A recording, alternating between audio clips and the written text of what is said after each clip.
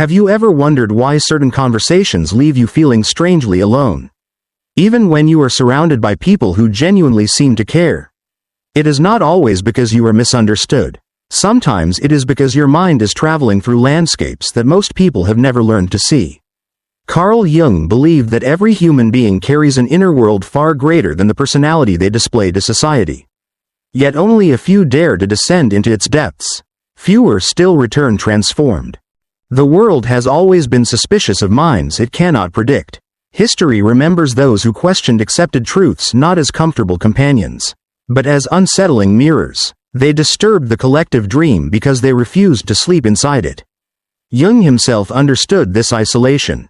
During his own confrontation with the unconscious, he willingly entered years of uncertainty, risking his reputation to understand the symbols emerging from the hidden chambers of the psyche. He discovered that the greatest prison was never built from walls. It was built from unconscious agreement. Perhaps this explains why some women walk through life carrying an invisible weight. Others mistake them for distant, overly serious, or difficult to understand. Yet beneath that silence lies a mind constantly weaving together patterns that others dismiss as coincidence. While most people become fascinated by appearances, these women instinctively search for motives. They notice what is not being said. They sense the emotion hidden beneath polished smiles. They hear contradictions buried inside beautiful words. If this feels familiar, you may have spent years wondering why ordinary conversations exhaust you. Surface-level interactions often feel like reading only the cover of a book while everyone else celebrates finishing the story. Your curiosity refuses to stop where comfort begins. Jung called this movement toward deeper truth individuation. It is the lifelong journey of becoming whole rather than merely accepted. But individuation carries a price. Every step toward authenticity distances you from collective illusions. The crowd celebrates certainty. The individuated mind embraces paradox. That is why the first sign rarely looks impressive from the outside. It appears as persistent questioning. While others eagerly collect answers, your mind collects questions. Not because you enjoy confusion, but because certainty without understanding feels dishonest. Every belief becomes something to examine rather than inherit. Every tradition becomes something to explore rather than obey. Every emotional reaction becomes another doorway leading inward. Modern psychology often speaks about cognitive complexity, the ability to hold multiple perspectives without rushing toward simple conclusions. Jung approached the same phenomenon spiritually. He believed the unconscious communicates through contradiction because truth is rarely one-dimensional. The stronger the mind, the greater its capacity to contain opposing realities without collapsing into fear.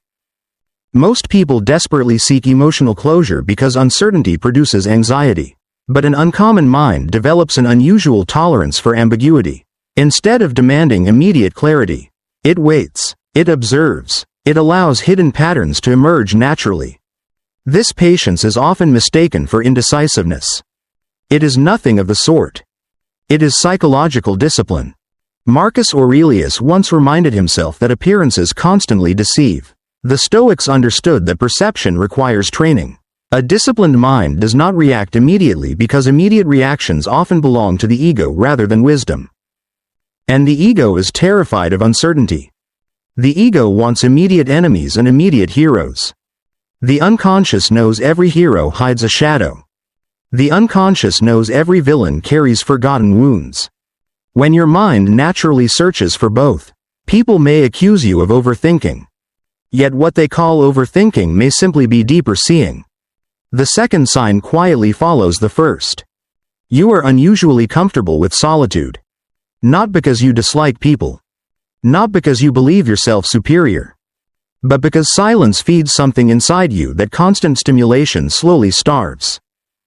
Many individuals fear being alone because silence amplifies everything they spend their lives trying to avoid. Unresolved grief, buried shame, forgotten dreams, hidden anger. The unconscious begins speaking the moment external noise disappears. Most quickly reach for distraction. An uncommon mind listens instead. Jung famously observed that until you make the unconscious conscious, it will direct your life and you will call it fate. This is precisely why solitude becomes sacred. Within silence, Forgotten memories return carrying symbols instead of explanations. Dreams begin revealing emotional truths hidden beneath ordinary events. Strange intuitions appear before logical evidence. Seemingly unrelated experiences suddenly connect into meaningful patterns. From the outside, nothing appears extraordinary. Inside, an entire universe reorganizes itself. This inner dialogue gradually becomes more trustworthy than external applause. That transition changes everything. Because once your center moves inward, manipulation loses much of its power. People can only control someone whose identity depends upon external approval. An individuating woman slowly withdraws her identity from public opinion. She begins asking quieter questions. Who am I beneath my achievements? Who remains after rejection? Who survives when admiration disappears? The answers rarely arrive all at once. They emerge piece by piece through countless encounters with the shadow. The shadow is perhaps Jung's most misunderstood idea. Many imagine it as darkness alone. But the shadow contains far more than fear. It also contains hidden courage, suppressed intelligence, forbidden creativity, untouched confidence. The very qualities society once demanded you hide become imprisoned within the shadow itself. This explains why psychologically mature women often appear surprisingly calm. They no longer waste energy pretending perfection. They have met their contradictions. They know their flaws. They recognize their anger. They understand their tenderness. Because they have stopped fighting themselves. They stop fighting reality quite so fiercely. This brings the third sign into view. You are difficult to manipulate through guilt. Not because your heart has become cold. Quite the opposite. Your compassion has matured beyond emotional control. Trauma often teaches people to confuse love with self-sacrifice. They become addicted to earning acceptance by abandoning themselves. Every relationship becomes another performance designed to prevent rejection. But somewhere along the journey, something shifts. Pain becomes instruction. Disappointment becomes revelation. The mind finally recognizes that guilt is one of the favorite languages of unhealthy attachment. You begin noticing subtle emotional bargains hidden inside ordinary conversations. If you loved me, after everything I've done, you've changed. These phrases once controlled your nervous system. Now they reveal unconscious dynamics instead. You stop asking, how do I make them happy? You begin asking, why does their happiness require my disappearance? That single question changes the architecture of your entire life. Because individuation is never about becoming harder. It is about becoming more real. And reality refuses to negotiate with illusion forever. Some people will celebrate your transformation. Others will quietly resent it. Not because you harmed them, but because your authenticity exposes the masks they still depend upon. That is why an uncommon mind often feels lonely before it feels free. The old world cannot understand the person you are becoming. The new world has not fully arrived. You stand between identities. Between versions of yourself. Between unconscious survival and conscious living. It is an uncomfortable place. But according to Jung, it is also where the soul begins its deepest work. There comes a moment during this transformation when the distance between you and the world feels almost unbearable. It is not because people have become cruel overnight. It is because your perception has changed faster than your environment. The same conversations continue. The same habits repeat themselves. The same emotional games unfold before your eyes. Yet now you see the machinery behind them. What once appeared random now reveals itself as a pattern. What once seemed personal now looks psychological. This is the fourth sign of a mind that very few people can understand. You instinctively recognize patterns before others recognize events. Most people experience life one moment at a time. They respond to what is directly in front of them, believing each disappointment, betrayal, or success exists in isolation. But the individuating mind begins connecting invisible threads. A passing remark reminds you of a childhood wound. A stranger's reaction mirrors a forgotten family dynamic. A workplace conflict resembles an ancient emotional script playing itself out with different actors. Jung believed that the unconscious speaks through repetition. Until a lesson is integrated, Life quietly recreates it in new forms. Different faces, different cities, different relationships, the same emotional architecture. The ordinary observer calls it bad luck. The awakened observer calls it unfinished work. This ability to detect recurring psychological themes can feel almost unsettling. Sometimes you know how a conversation will end before it truly begins.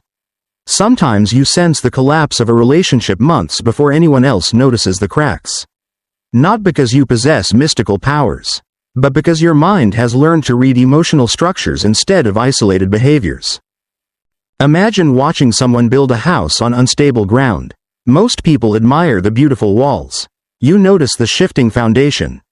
The house may stand for years, but eventually gravity remembers.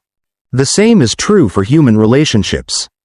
People often mistake chemistry for compatibility. They confuse attention with love. They mistake intensity for intimacy. Yet an uncommon mind notices whether trust exists beneath attraction, whether respect exists beneath affection, whether truth exists beneath performance. This deeper vision can become both a gift and a burden. You often wish you were wrong. You hope your intuition has exaggerated the danger. You give people another chance, then another, only to discover that the pattern unfolds almost exactly as your inner voice anticipated. Eventually you stop celebrating being right. Because being right about human suffering is never satisfying. It is simply lonely. The fifth sign emerges quietly from this loneliness. You cannot comfortably lie behind a mask for very long. Society rewards performance. Children quickly discover which emotions earn affection and which invite rejection. A little girl praised only when she is agreeable may unconsciously exile her anger. Another rewarded only for achievement may bury her vulnerability. Someone taught that sensitivity is weakness may spend decades pretending to feel nothing. These adaptations are brilliant survival strategies, but they are terrible foundations for identity. Jung described the persona as the social mask every individual develops to function within society. The persona is necessary. Without it, civilization would become impossible. The danger begins when the mask replaces the self. Many people spend entire lifetimes protecting an identity they never consciously chose. An uncommon mind eventually grows exhausted by this performance. It becomes physically tiring to laugh when nothing feels amusing. Emotionally draining to agree with beliefs that no longer resonate. Spiritually suffocating to shrink in order to preserve another person's comfort. At first this authenticity confuses others. You've changed. You used to be easier. You've become distant. In reality, something very different has occurred. The performance has ended. The audience simply misses the character. This transition often feels frightening because authenticity rarely produces universal approval. In fact, it usually produces the opposite. People who benefited from your self-abandonment may interpret your boundaries as betrayal. Seneca warned that anyone seeking universal approval has already surrendered freedom. Freedom always disappoints someone, especially those invested in your dependence. Perhaps this explains why truly authentic women often appear unexpectedly peaceful. Their energy no longer leaks into maintaining countless versions of themselves for different audiences. The same person exists whether praised or criticized, celebrated or ignored. This consistency creates a quiet strength that cannot be easily imitated. Because it was earned, not performed. The sixth sign follows naturally. You are strangely fascinated by your own darkness instead of running from it. Most people divide themselves into acceptable and unacceptable pieces. The acceptable self smiles politely. The unacceptable self hides beneath guilt. Whenever jealousy appears, they deny it. Whenever anger surfaces, they suppress it. Whenever fear emerges, they decorate it with confidence. But buried emotions never disappear. They simply descend into the unconscious where they continue influencing behavior from the shadows. Jung warned that everything rejected within ourselves eventually returns disguised as fate. This is why projection exists. The qualities we refuse to acknowledge within ourselves become unbearable when we encounter them in others. The woman who cannot admit her own ambition accuses others of arrogance. The man terrified of vulnerability mocks emotional people. The individual hiding profound insecurity becomes obsessed with exposing the flaws of everyone else. Projection protects the ego. Self-awareness dissolves projection. An uncommon mind develops an unusual courage. Instead of asking, "Why are they like this?" it begins asking, "Why does this disturb me so deeply?" That single question transforms conflict into education. Every irritation becomes a mirror. Every trigger becomes an invitation. Every emotional storm becomes another descent into the unconscious. This process is uncomfortable. Sometimes humiliating. Often heartbreaking. Because confronting the shadow requires abandoning comforting illusions about oneself. Yet something extraordinary happens. Every hidden fear acknowledged loses part of its power. Every accepted flaw becomes strangely lighter. Every integrated contradiction creates deeper compassion. Not only toward yourself. Toward everyone. You begin realizing that nearly every cruel person is protecting an invisible wound. Nearly every controlling person is terrified of abandonment. Nearly every arrogant person secretly fears being insignificant. This understanding does not excuse destructive behavior. It simply frees you from personalizing it. Marcus Aurelius reminded himself that people act according to what they believe is good, even when they are profoundly mistaken. The awakened mind understands this psychologically. People rarely become destructive because they enjoy evil. They become destructive because unconscious pain desperately seeks relief. Knowing this changes your relationships forever. You stop trying to rescue every broken soul. You stop believing love alone can heal someone unwilling to face themselves. You recognize that healing cannot be borrowed. It cannot be gifted. It cannot be forced. Each individual must eventually descend into their own unconscious and meet the parts they abandoned long ago. No one else can make that journey for them. And perhaps the greatest act of compassion is refusing to interfere with lessons another soul must learn alone. There is a quiet turning point that arrives after enough disappointments, enough awakenings, and enough encounters with your own shadow. It does not announce itself with applause. It does not arrive with perfect certainty. It simply appears one ordinary day when you realize that the things which once controlled your emotions no longer possess the same power. This is the seventh sign of a mind that few people will ever truly understand. You no longer measure your worth by the opinions of those who have never examined themselves. This sounds simple. It is anything but. Human beings are born seeking acceptance. From infancy, survival depends upon connection. Approval once meant safety. Rejection once meant danger. Those ancient instincts still whisper beneath every modern interaction. That is why criticism hurts so deeply. Not because every criticism is true, but because the nervous system often interprets rejection as a threat to existence. Trauma strengthens this instinct. A woman repeatedly dismissed, ignored, or emotionally manipulated may unconsciously become an expert at monitoring other people's moods. She learns to predict disappointment before it arrives. She studies expressions, tones of voice, pauses, and subtle shifts in behavior. What began as survival slowly becomes identity. She forgets where other people end and where she begins. Jung understood that individuation requires breaking this invisible contract. The psyche cannot mature while its center remains imprisoned inside the expectations of others. There comes a day when something remarkable happens. Someone misunderstands you. And instead of desperately explaining yourself, you remain calm. Someone projects their fears onto you. Instead of carrying them, you let them remain where they belong. Someone withdraws approval. Instead of chasing reconciliation, you continue walking your path. This is not emotional coldness. It is emotional sovereignty. There is an enormous difference. Coldness builds walls because it fears intimacy. Sovereignty builds boundaries because it respects truth. People unfamiliar with healthy boundaries often confuse the two.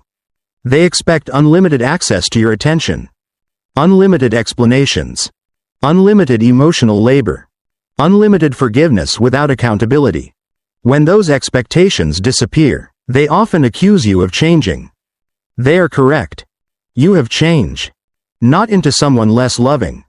Into someone whose love no longer requires self-erasure. Epictetus taught that freedom begins the moment we distinguish between what belongs to us and what does not. Your choices belong to you. Your integrity belongs to you. Your character belongs to you. Other people's opinions never did. Once this realization settles into your bones, a surprising peace begins replacing constant vigilance. You stop trying to control outcomes that were never yours to command. You stop rehearsing imaginary conversations. You stop defending your existence before invisible juries. Instead, you become deeply invested in something infinitely more important. Living honestly. The final sign emerges almost unnoticed. It is perhaps the rarest of all. You become comfortable being misunderstood. At first glance, this seems like resignation. In reality, it is liberation. Most suffering comes from the exhausting attempt to make everyone see us exactly as we see ourselves. Yet this is impossible. Every person interprets reality through the lens of their own wounds, beliefs, memories, and unconscious patterns. No one meets you objectively. They meet the version of you their psyche is capable of seeing. To someone consumed by insecurity, your confidence appears arrogant. To someone who fears freedom, your independence appears rebellious. To someone addicted to control, your boundaries appear selfish. To someone committed to growth, your authenticity feels like permission. The same woman. 4 entirely different realities. Which one is true? Perhaps all of them. Perhaps none. Jung repeatedly emphasized that perception is never merely about the object being observed. It is also about the observer. This changes everything.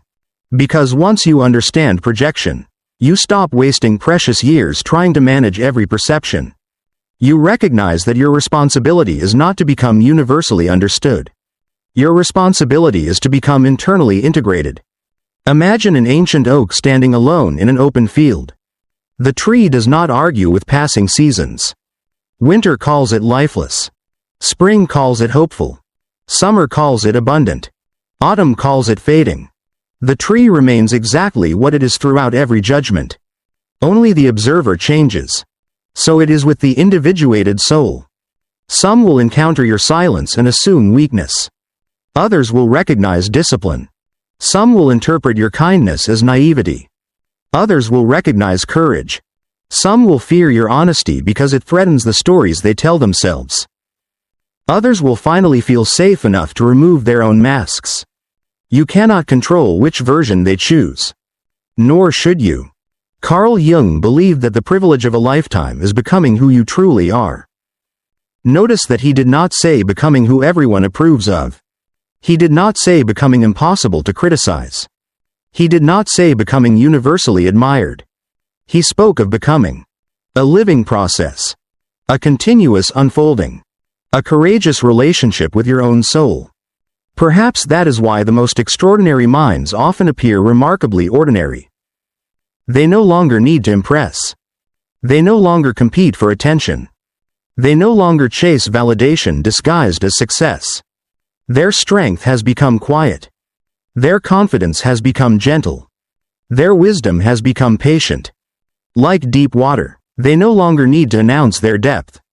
If you recognize yourself in these signs, do not mistake your loneliness for failure. The path of individuation has never been crowded. It asks you to surrender comforting illusions before revealing lasting peace. It asks you to meet your shadow before discovering your light. It asks you to lose borrowed identities before uncovering your authentic self. The world may never completely understand a mind that values truth over popularity, depth over appearance, and consciousness over comfort. That is perfectly all right. Your purpose was never to become understandable to everyone. Your purpose was to become faithful to yourself. Because the moment you stop asking the world for permission to exist, something extraordinary happens. Your energy returns. Your voice steadies. Your spirit softens without becoming weak. The fear of rejection slowly dissolves into quiet confidence. The endless search for external validation gives way to an inner sanctuary that no criticism can invade and no praise can inflate. You discover that peace was never waiting at the end of perfect relationships, flawless achievements, or universal acceptance. It was waiting beneath every mask you were finally brave enough to remove. And in that moment, you are no longer merely surviving your life. You are fully inhabiting it. A woman who knows her worth does not pursue, she chooses. Imagine this. You wake up one morning and discover that the pain which once defined your life no longer asks for your attention. The voices that demanded your forgiveness have grown strangely quiet. The people who once fed upon your compassion now seem distant, almost unreal, as though they belonged to someone else's story. Nothing around you has changed, and yet everything has. This is the moment few people recognize. They call it healing. Carl Jung might have called it the beginning of individuation. But for the empath, it is something even more unsettling. It is the moment the old self quietly dies. The world often misunderstands the empath. It imagines someone endlessly kind, endlessly patient, endlessly available, someone who absorbs the suffering of others because love requires sacrifice. Society praises this version because it is useful. Families depend on it, narcissists exploit it, friends lean against it, lovers mistake it for unconditional devotion. But Jung warned that every virtue casts a shadow. Kindness without boundaries becomes self-abandonment. Compassion without consciousness becomes unconscious servitude. The empath who cannot say no eventually forgets there was ever a self capable of saying yes to life. This is why awakening rarely feels beautiful in the beginning. It begins as disappointment. The disappointment that follows years of giving without receiving. The disappointment of realizing that being needed is not the same as being loved. The disappointment of recognizing that countless relationships were built not upon mutual respect, but upon unconscious contracts. One person provided endless emotional labor while another consumed it without gratitude. Many women experience this revelation not because life suddenly becomes cruel, but because the unconscious finally becomes visible. Jung believed that consciousness expands through suffering that is understood. Pain itself does not transform. Understanding does. The empath begins noticing strange patterns. Why do certain people always appear during moments of strength, but disappear during moments of weakness? Why do apologies always arrive only after distance has been created? Why does generosity attract entitlement instead of appreciation? These questions become doorways. Not toward bitterness, toward truth. And truth is rarely comfortable. The awakened empath gradually discovers something that terrifies the ego. Many relationships survived only because one person remained asleep. As long as she ignored her exhaustion, everyone remained comfortable. As long as she carried everyone's emotional burdens, peace appeared to exist. As long as she believed fixing others gave her purpose, nobody questioned the arrangement. But consciousness changes every equation. The moment she begins asking, "What do I actually need?" the entire emotional ecosystem begins collapsing. People who claim to love her accuse her of changing. They say she has become cold, selfish, distant, different. Yet what they truly mourn is not her transformation. They mourn the disappearance of unlimited access. Marcus Aurelius once observed that the soul becomes dyed with the color of its thoughts. The empath once colored her soul with everyone else's emotions. Fear became her fear. Anxiety became her anxiety. Shame became her shame. She mistook emotional absorption for intimacy. She confused suffering together with genuine connection.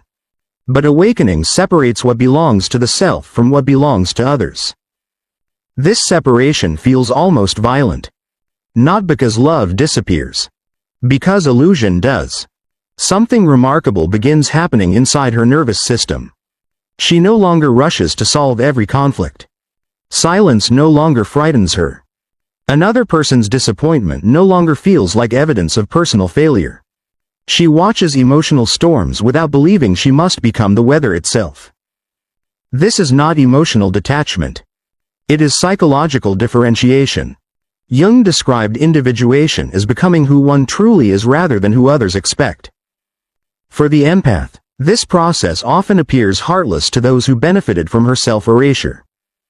Yet inwardly, something sacred is emerging. The forgotten self. There exists within every woman an unconscious figure who has waited patiently beneath years of people-pleasing.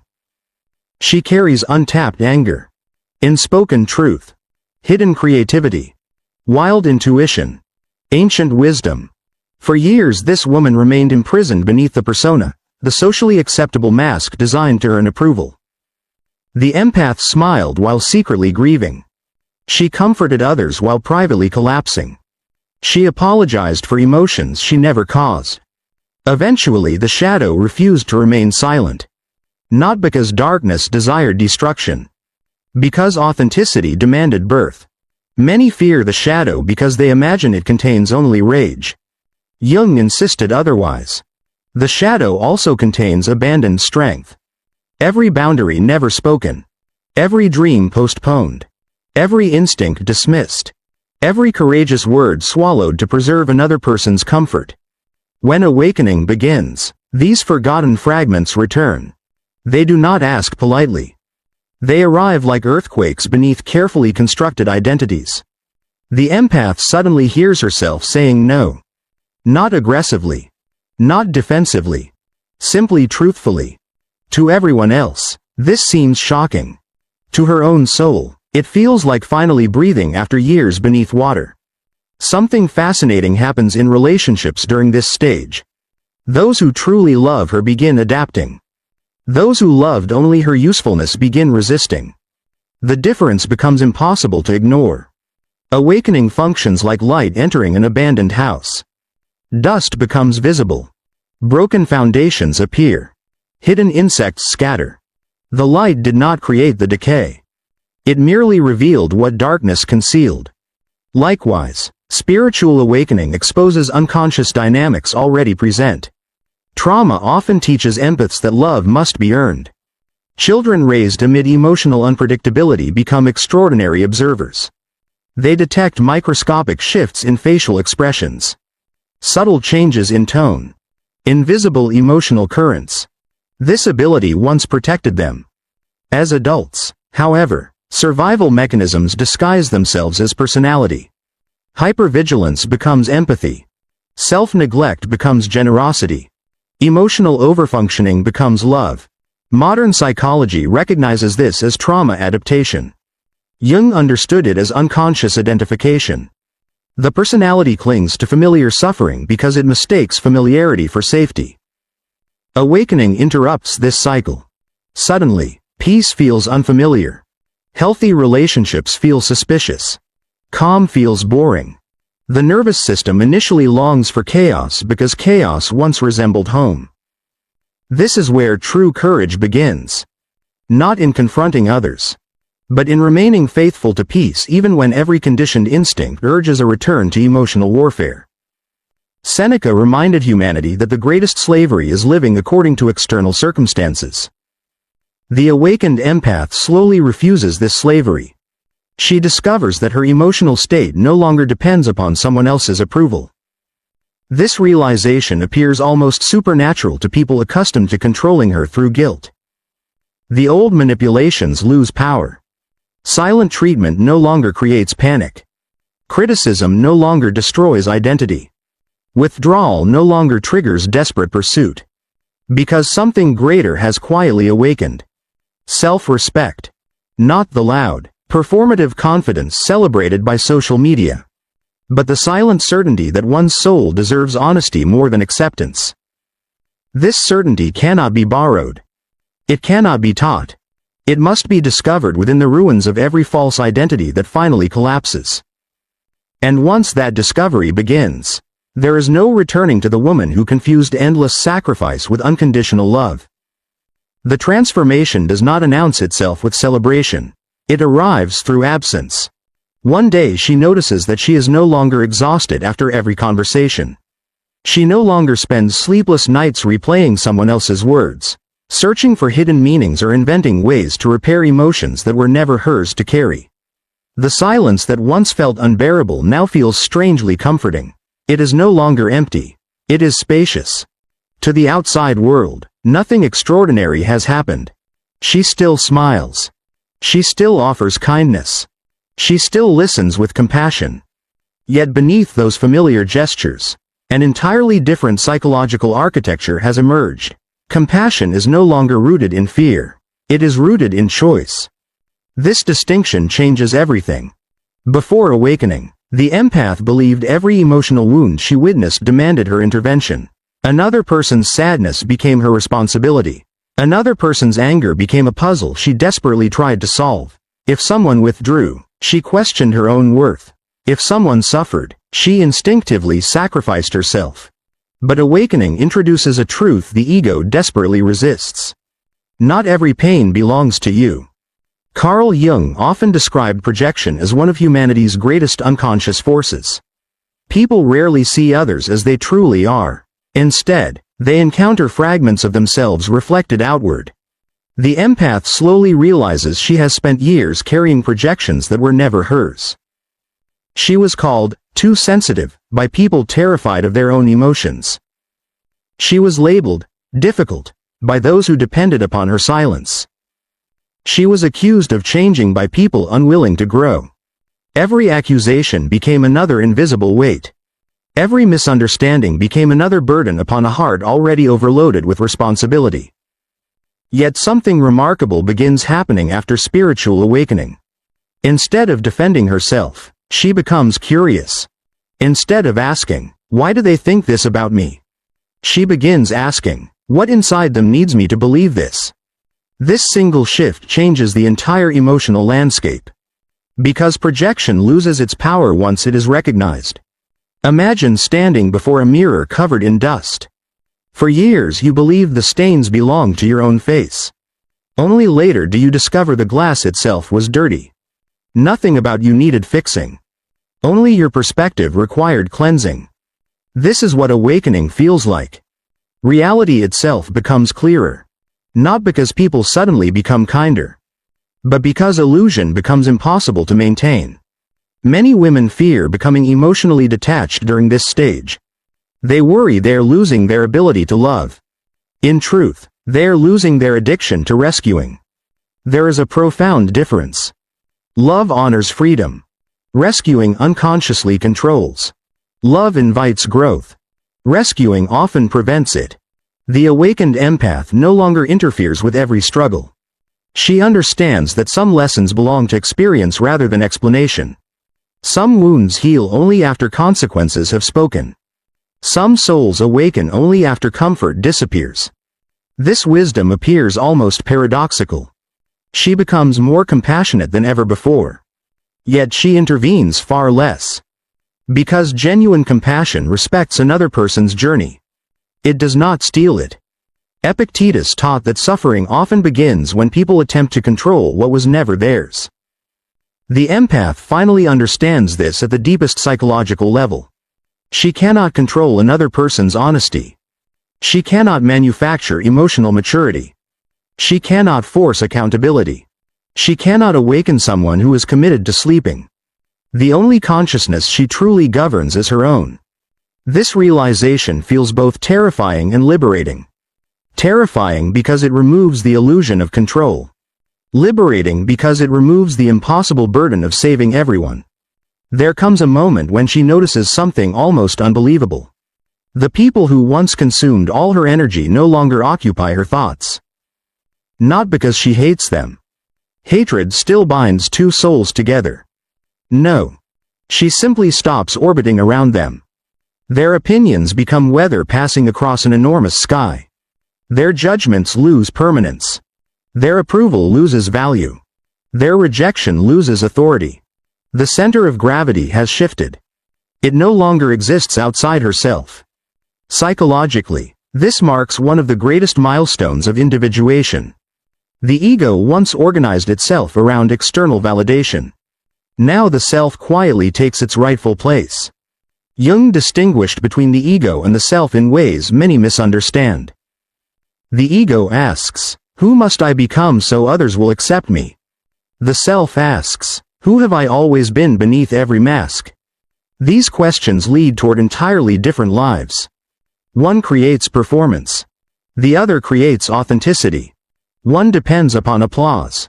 The other survives in silence. The awakened empath gradually stops performing goodness. Instead, She becomes genuinely good. The difference is subtle. Performance seeks recognition. Authenticity seeks alignment. Performance fears criticism. Authenticity welcomes truth. Performance constantly scans the room. Authenticity remains present within itself. People begin responding differently. Some drift away without explanation. Others become unexpectedly hostile. A few suddenly return with dramatic apologies. All of these reactions reveal something fascinating. Transformation forces every relationship to reveal its foundation. Those built upon mutual respect deepen. Those built upon dependency collapse. Those built upon manipulation become desperate. You may have experienced this without understanding why. Someone who ignored your needs for years suddenly demands your attention. Someone who rarely contacted you now insists they miss you. Someone who dismissed your feelings suddenly becomes emotional. At first glance, this appears like love. But awakening teaches discernment. Need is not always love. Possession is not always devotion. Fear of losing access is not the same as appreciation. The empath develops an entirely new emotional language. She no longer interprets words in isolation. She observes patterns, consistency, behavior, energy, integrity. This quiet observation replaces emotional urgency. She does not rush toward promises. She watches whether actions naturally follow. This patience unsettles manipulative personalities. Control depends upon immediate emotional reactions. Awareness creates space. Within that space, freedom appears. Trauma once taught her to respond instantly. Healthy consciousness teaches her to pause. And within every pause exists choice. Neuroscience increasingly confirms what ancient philosophers intuitively understood. When human beings repeatedly react from fear, the nervous system reinforces survival pathways.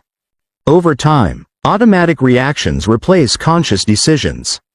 Awakening interrupts these unconscious loops.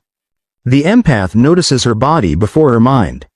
She recognizes tension in her shoulders, tightness in her chest, the subtle urge to apologize unnecessarily, the impulse to over-explain.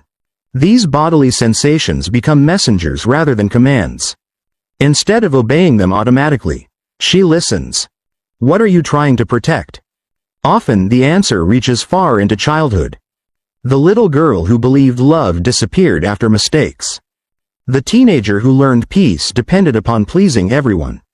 The young woman who confused self-sacrifice with emotional security. Rather than rejecting these earlier versions of herself, she embraces them. This is true shadow work. Not destroying old identities. Integrating them.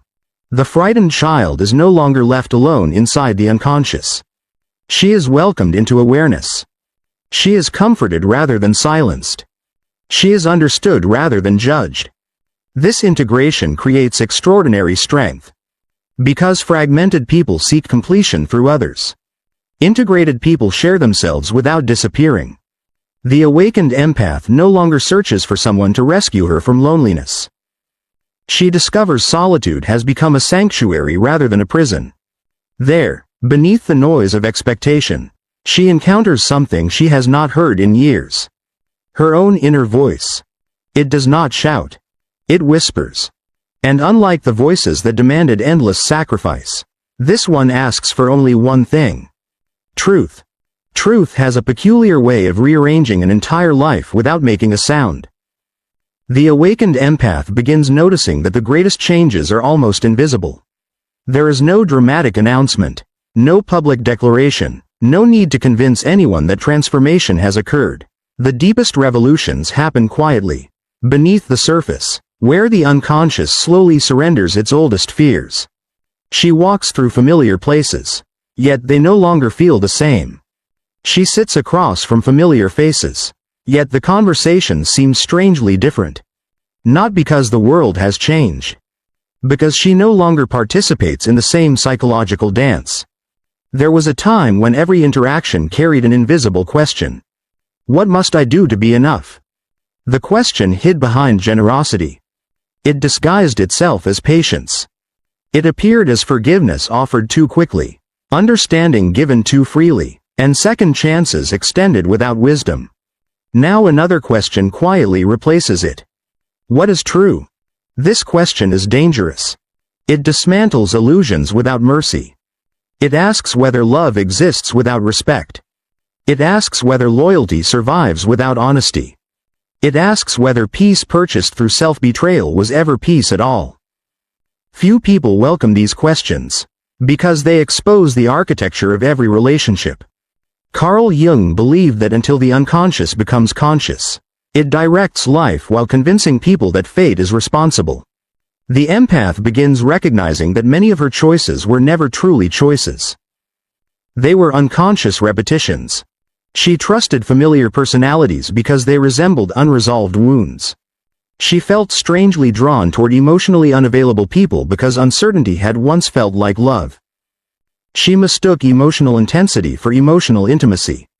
The soul repeatedly sought what the nervous system recognized, even when recognition led back to suffering.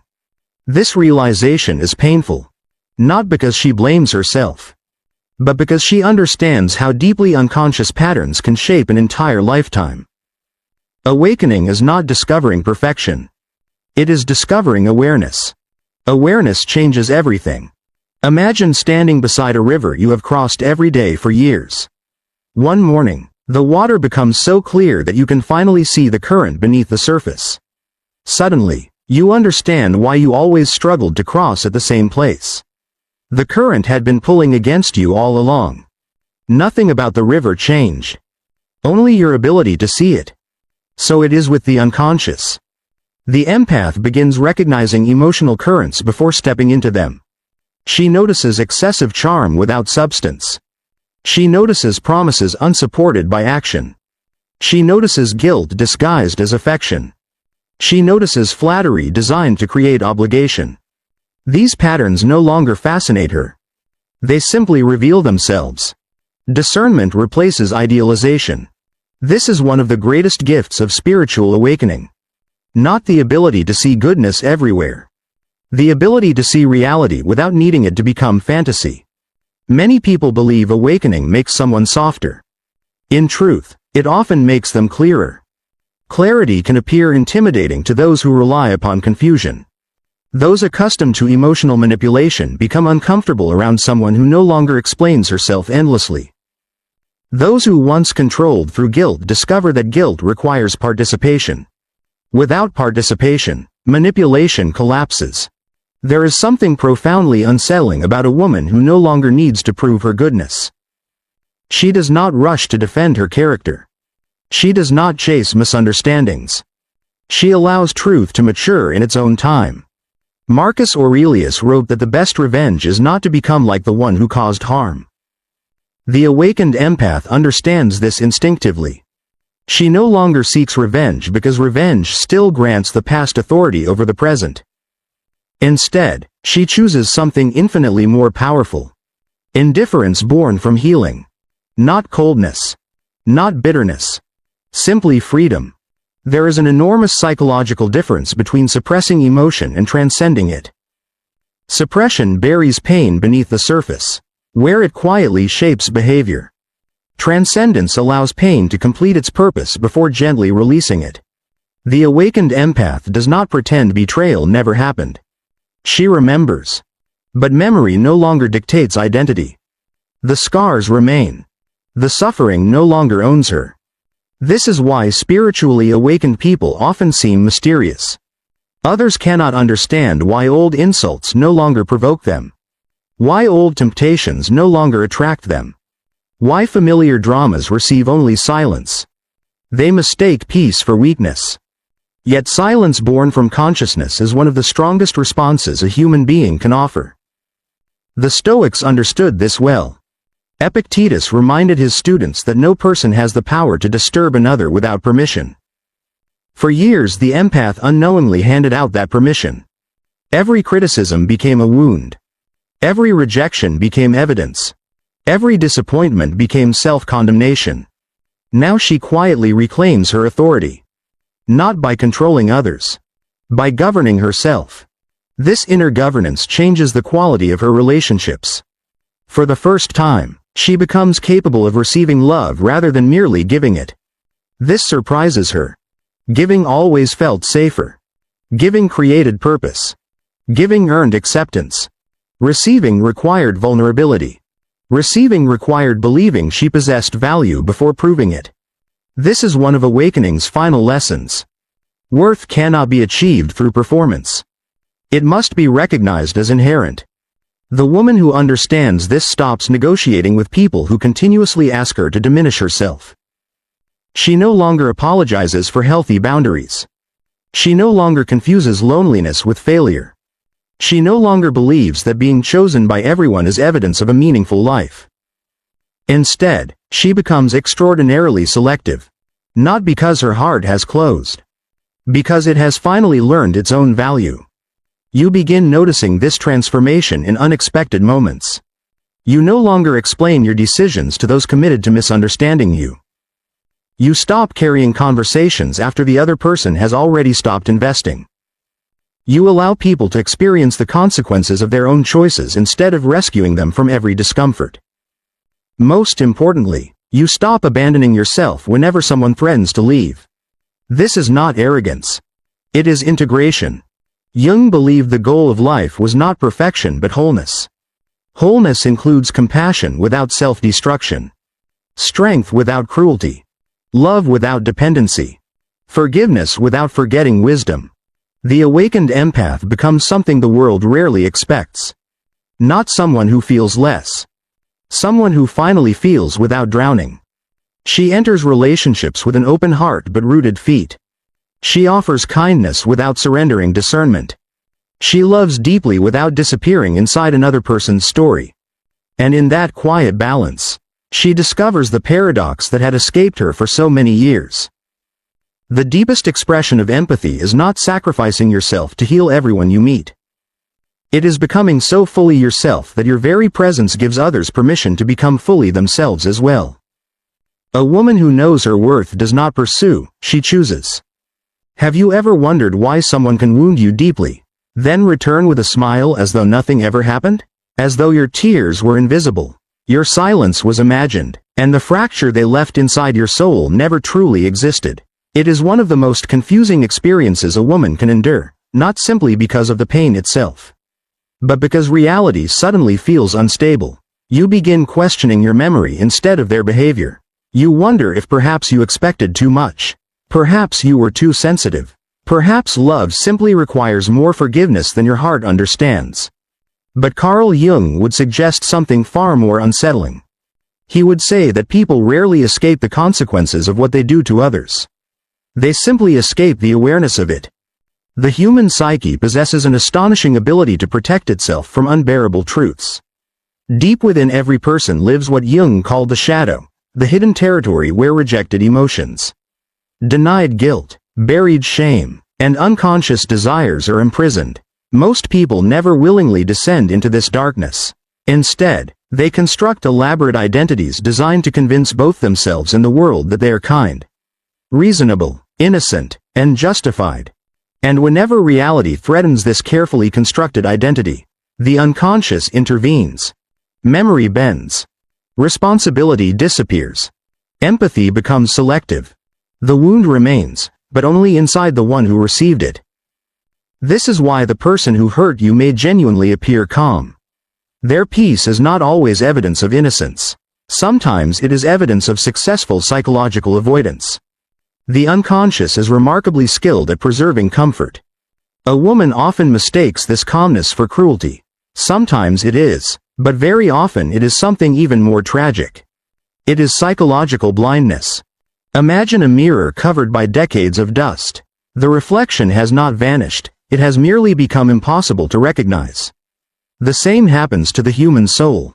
Every unresolved insecurity, every childhood wound, every humiliation never processed, layers itself upon the mirror of consciousness until eventually a person no longer sees themselves clearly. Instead, they see everyone else. They notice your flaws, your reactions, your sensitivity, your anger, anything except the storm inside themselves. Jung understood that what remains unconscious does not disappear. It simply seeks expression through projection. The woman standing before them becomes the screen upon which their hidden conflicts are displayed. If they secretly feel inadequate, they accuse her of never being satisfied. If they secretly fear abandonment, they blame her for being distant. If they secretly despise themselves, they slowly convince her that she is the problem. And once this projection succeeds, their conscience feels strangely clean. Because in their internal narrative, they are no longer hurting someone. They are defending themselves from someone dangerous. This is how ordinary people commit extraordinary emotional violence while still believing they are good people. You have likely witnessed this transformation. The apology never comes. Instead, explanations appear. Excuses multiply. History is rewritten. Suddenly your memory becomes unreliable. Your emotions become exaggerated. Your boundaries become selfish. Your pain becomes inconvenient. None of this happens because they consciously designed a cruel strategy. More often, their unconscious designed a survival strategy. There is an uncomfortable truth hidden here that many women resist because it feels unfair. The people who damage others the most are not always the strongest. Often they are the weakest. Not weak in physical power. Weak in self-confrontation. There is tremendous courage required to look into one's own shadow. To admit, I caused this. To whisper, my fear became violence. To acknowledge, I was wrong. Many never reach this point because their ego interprets accountability as death. Their identity depends upon always being justified. So every conflict becomes a courtroom where innocence must be preserved at all costs. Even if love is sacrificed. Even if trust dies. Even if another person's spirit slowly collapses beneath the weight of being misunderstood. Marcus Aurelius once observed that the soul becomes dyed by the color of its thoughts. Jung would likely add that the unconscious chooses many of those colors long before awareness arrives. When a person spends years avoiding guilt, their inner world slowly reorganizes around avoidance itself. They become experts at forgetting. Experts at rationalizing. Experts at surviving without transforming. You may have spent countless nights trying to understand why they never seemed affected. Why they laughed so easily afterward. Why they moved forward while you remained trapped inside memories that refused to fade. But perhaps the better question is this. Who truly remained imprisoned? The one who remembers? Or the one who must spend an entire lifetime escaping themselves? There is a profound difference between forgetting and healing. Healing requires truth. Forgetting merely requires distraction. One liberates. The other delays. Many women continue carrying emotional burdens because they assume justice should look visible. They expect regret to appear on the other person's face. Yet psychology often hides consequences beneath the surface. Every denied emotion remains alive. Every buried guilt seeks another outlet. Every rejected shadow quietly shapes future relationships. The woman who was never apologized to sees the wound. The one who refused responsibility carries the wound without knowing its name. This is why history repeats itself. The same arguments. The same betrayals. The same emotional abandonment. Only different faces. Different cities. Different partners. The unconscious does not care about chronology. It only cares about unfinished patterns. Seneca warned that those who refuse to govern themselves eventually become slaves to forces they cannot see. Jung recognized those unseen forces inside the unconscious. Modern psychology calls many of them trauma responses. Different language. The same mystery. An unresolved child eventually becomes an unconscious adult. And unconscious adults often become unconscious lovers. This realization changes everything. Because the question slowly shifts away from revenge. Away from proving your innocence. Away from forcing them to understand. Instead, another question quietly emerges inside your own soul. What if their inability to acknowledge your pain has never been a measure of your worth? What if it has always been a measure of the distance between them and themselves? That possibility feels almost impossible to accept at first. Because pain naturally personalizes everything. When someone dismisses your suffering, it feels like a verdict on your value. But the deeper psychology tells another story. People can only recognize emotional realities that they themselves are capable of entering. If they cannot enter their own grief, they cannot fully enter yours. If they cannot face their own shame, they cannot honor the shame they caused. And if they cannot meet themselves honestly in the silence of their own soul, they will never truly meet you there either. The tragedy was never that you loved too deeply. The tragedy is that you expected emotional maturity from someone still hiding from their own reflection. The most dangerous illusion is not believing that someone will never hurt you. It is believing that if you explain your pain clearly enough, they will finally understand it. Countless women exhaust themselves searching for the perfect words, convinced that one more conversation, one more vulnerable confession, one more tear-filled explanation will awaken the conscience of the person standing before them. But consciousness cannot be borrowed. Awareness cannot be forced. A closed door does not open simply because someone knocks with greater sincerity. Jung believed that every individual has an inner journey that no one else can complete. The descent into the unconscious is voluntary. No amount of love can drag another human being toward self-awareness if they have built their identity upon avoiding it. This is why some women spend years trapped inside emotional negotiations that never truly begin. They are speaking to the conscious personality while the unconscious continues directing the entire performance from behind the curtain. The words sound promising. I didn't mean it. You're overthinking. Let's move on. I don't even remember that happening.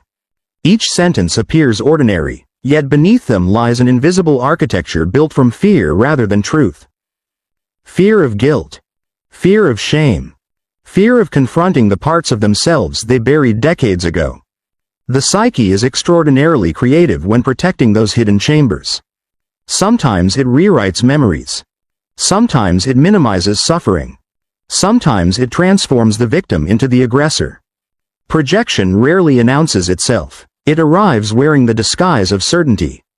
The man who cannot tolerate his own emotional emptiness accuses the woman of demanding too much. The woman who secretly fears her own abandonment convinces herself everyone eventually betrays her.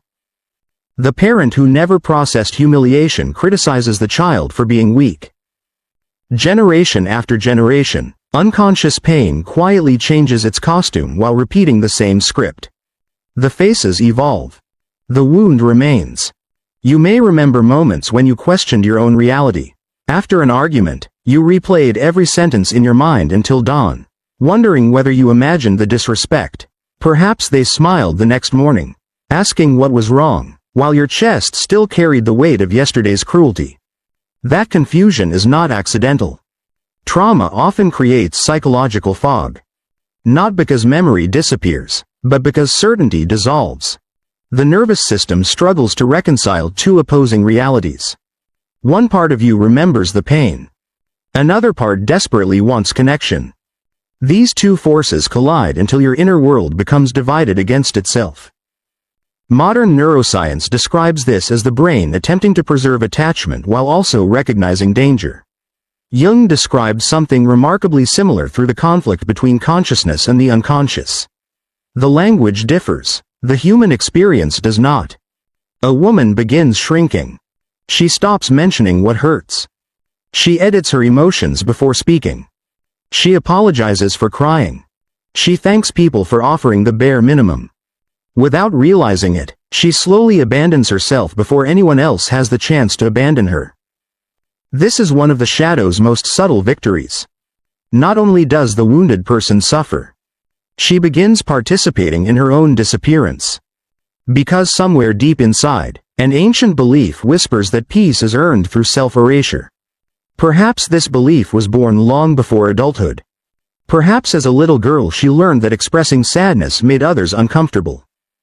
Perhaps achievement earned affection while vulnerability invited criticism. Perhaps silence became survival. Children possess extraordinary intelligence, but very little power. To survive emotionally, they create unconscious agreements. If I become easier to love, if I become quieter, if I stop needing, I will be safe. These agreements rarely disappear. They simply mature alongside the body. The little girl becomes an accomplished woman. She succeeds professionally. She appears confident. Others admire her resilience. Yet somewhere inside, the child still believes love depends upon becoming less visible. This is why emotional neglect often feels strangely familiar instead of shocking. The nervous system mistakes familiarity for safety. You are not drawn only toward what is healthy. You are often drawn toward what is psychologically recognizable. Jung called this the compulsion of the unconscious. Until hidden patterns become conscious, they quietly organize the people you choose, the conflicts you repeat, and even the stories you tell yourself about love. This realization is not meant to create despair. It creates freedom. Because what becomes conscious can finally be transformed. Marcus Aurelius wrote that no one can imprison the mind without permission. Jung expanded that idea by suggesting that much of this permission is given unconsciously, inherited through experiences that shaped us before we possessed language to understand them. The remarkable truth is that healing does not begin when the other person apologizes. Healing begins when your attention returns home. For so long, your emotional energy may have revolved around a single question. Why? Why did they betray me? Why didn't they care? Why do they act normal? Why am I the only one still hurting? These questions feel reasonable, but they contain an invisible trap. Every why keeps your gaze fixed upon another person's inner world instead of your own. Eventually another question arrives. What inside me still believes I need their understanding before I can move forward? That question changes everything. Because it no longer depends upon their transformation. It depends upon yours. This is individuation. Not becoming someone new. Becoming someone whole. Jung believed that the greatest task of life is not perfection but integration. The woman who heals does not erase her pain. She welcomes every abandoned part of herself back into the house of her soul. The angry woman. The grieving woman. The terrified woman. The hopeful woman. Even the woman who stayed too long. Especially her. Instead of judging these inner figures, she begins listening to them. Anger reveals violated boundaries. Grief reveals genuine love. Fear reveals old wounds seeking protection. None of these emotions are enemies. They are messengers carrying letters from the unconscious. Ignore them, and they become symptoms. Listen to them, and they become wisdom. This is where many women make an extraordinary discovery. They realized they were never too emotional. They were carrying emotions that no one around them was willing to acknowledge. Imagine entering a room filled with smoke while everyone insists the air is perfectly clean. Eventually you begin doubting your own senses. Perhaps you are imagining it. Perhaps your lungs are too sensitive. Yet the smoke remains. Emotional invalidation functions in much the same way. The reality is denied until the person experiencing it questions their own perception. Once awareness returns, the spell begins to weaken. You stop apologizing for noticing what is obvious. You stop explaining your boundaries to those determined to misunderstand them. You stop measuring your worth by the comfort of people committed to avoiding their own discomfort. The greatest shift is almost invisible. You no longer chase closure from those who cannot even face themselves. Instead, you begin offering yourself the compassion you waited years to receive from someone else. And in that quiet act, something ancient inside you takes its first full breath. There comes a quiet moment in every woman's life when the chase simply becomes too heavy to carry. It does not arrive with dramatic music or public declarations. It comes in the ordinary silence of an afternoon, while washing dishes, driving home alone, or staring through a window after yet another conversation that left her feeling unseen. Something within her no longer wishes to convince anyone of her reality. This moment is sacred, not because the pain disappears, but because the soul finally grows tired of betraying itself. Jung understood that the psyche is always seeking wholeness. Even suffering, when consciously examined, becomes part of that movement. What appears to be heartbreak is often the collapse of an illusion. And while illusions feel comforting, they demand a terrible price. The illusion that love can heal someone unwilling to heal themselves. The illusion that patience eventually transforms avoidance into accountability. The illusion that enough sacrifice will awaken gratitude. These beliefs are seductive because they allow hope to survive. Yet hope, when detached from reality, becomes another prison. There is an archetype that appears throughout mythology, literature, and the unconscious itself, the rescuer. She believes that if she loves deeply enough, understands patiently enough, forgives endlessly enough, she will finally reach the wounded soul hidden beneath another person's defenses. It is a beautiful fantasy. It is also one of the most dangerous. Because the rescuer slowly forgets that every ounce of energy poured into another person's transformation is energy withdrawn from her own. She studies their childhood. She excuses their behavior. She learns the language of trauma. She explains away every betrayal. He had a difficult father. She never learned healthy love. They're just afraid. Sometimes these observations are true. But truth without boundaries becomes self-abandonment. Understanding why someone hurts you does not require accepting continued harm. Compassion and permission are not the same thing. Jung often warned against identifying with only one side of the personality. When a woman identifies exclusively with kindness, empathy, and forgiveness, she unknowingly exiles another essential part of herself. Her fierce protector. Her righteous anger. Her instinct to say, no more. The shadow does not contain only darkness. It also contains strength that has been suppressed. Many women fear their own anger because they were taught that goodness means endless accommodation. Yet anger, when conscious, is not violence. It is information. It is the psyche announcing that something sacred has been violated. Imagine an ancient castle with no walls. Anyone may enter. Anyone may take. Anyone may leave destruction behind. Soon the castle no longer resembles a home. Boundaries are those walls. Not to isolate the heart, but to protect what deserves reverence. The woman who never learned boundaries often mistakes guilt for morality. Every time she says no, guilt whispers that she is selfish. Every time she chooses herself, guilt accuses her of abandoning others. Yet whose voice is this? Is it truly hers? Or is it the echo of old conditioning, inherited expectations, and relationships that rewarded her only when she neglected herself? The unconscious is filled with borrowed voices. Parents, teachers, former lovers, cultural expectations, childhood fears. Without reflection, these voices merge until they sound like your own inner dialogue. Epictetus observed that people are disturbed not by events themselves, but by the judgments they attach to them. Jung would extend this insight by asking an even deeper question. Who placed those judgments inside you in the first place? The woman awakening from unconscious living begins noticing these invisible scripts. I must always keep the peace. I should never disappoint anyone. My value depends on being needed. If someone leaves, I have failed. One by one, these beliefs rise from the depths of the psyche into conscious awareness. And once seen clearly, they begin losing their power.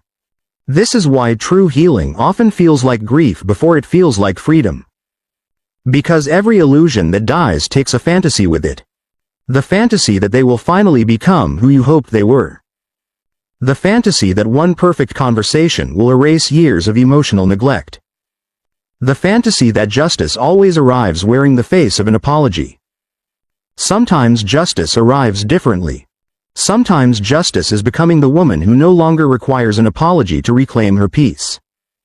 There is a profound difference. One waits. The other walks. The first remains emotionally tied to another person's level of consciousness. The second quietly steps beyond it. This does not mean forgetting. Nor does it mean pretending the wound never existed. It means refusing to build your future around another person's inability to confront their past. Seneca wrote that the greatest obstacle to living is expectation. The woman trapped in emotional pain often expects yesterday to become different. She waits for yesterday's people to suddenly possess tomorrow's wisdom. But time alone does not create maturity. Awareness does. Without awareness, years simply repeat themselves wearing different calendars. This explains why some individuals seem emotionally unchanged despite decades passing. Their bodies age, Their unconscious patterns remain remarkably young. The frightened child still reacts. The ashamed adolescent still defends. The wounded ego still attacks. Only the appearance becomes more sophisticated. Meanwhile, the woman choosing individuation begins experiencing an entirely different transformation. She notices silence differently. Once, silence terrified her because it felt like rejection. Now, silence becomes spacious. It becomes a place where intuition can finally be heard without interruption. She notices loneliness differently. Once, loneliness felt like evidence that she was unlovable.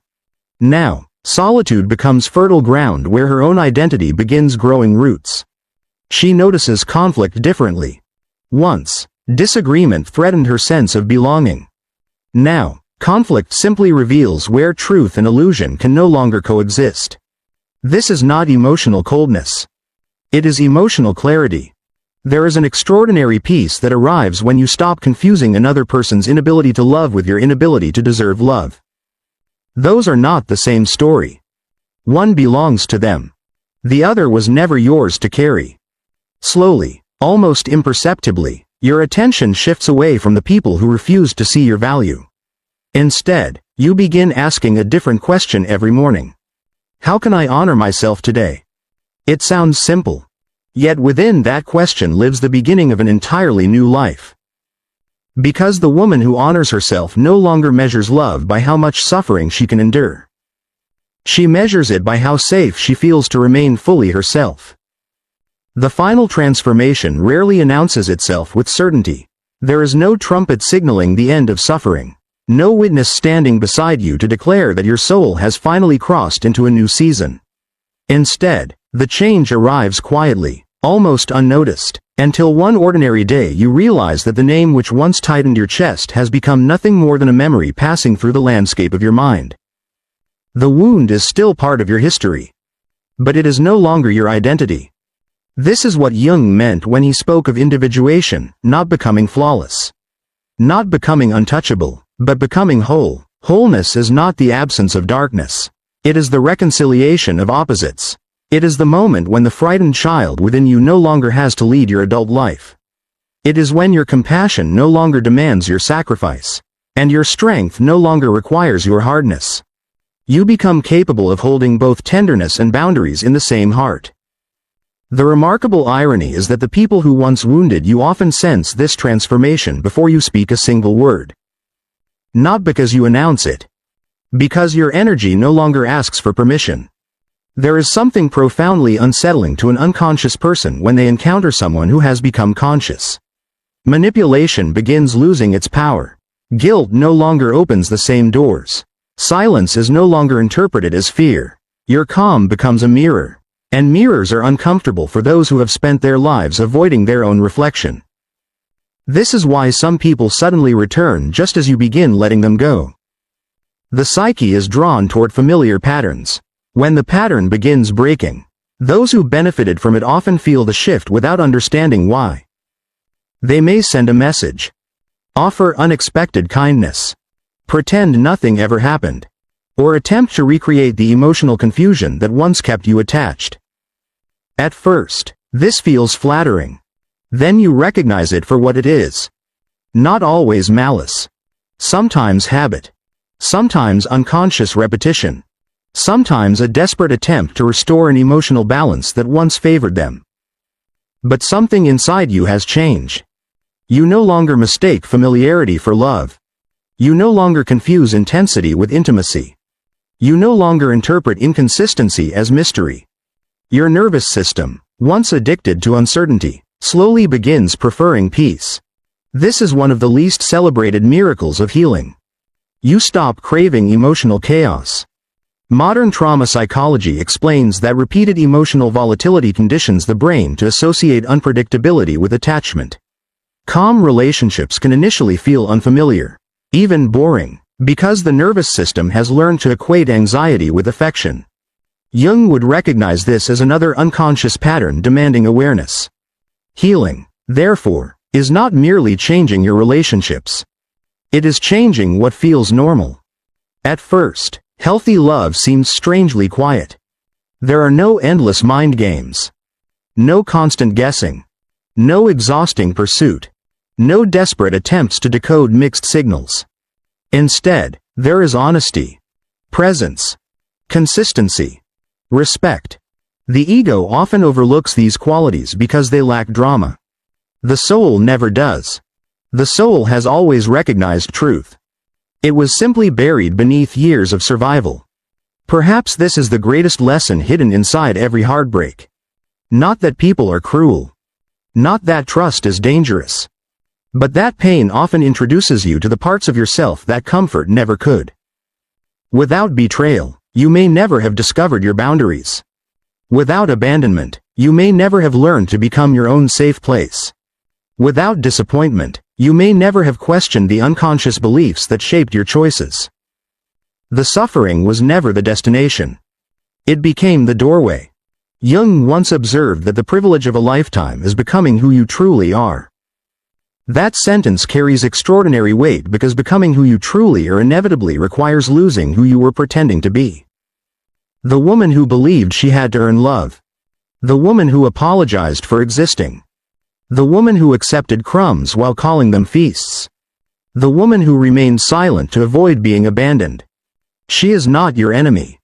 She is the version of you who survived with the wisdom she possessed at the time. Honor her. Do not shame her. She carried you through seasons where strength looked very different. But survival is not the same as living. There comes a moment when survival must gently step aside so life itself can begin. Marcus Aurelius reminded himself that every morning offered an opportunity to meet the world with virtue rather than resentment.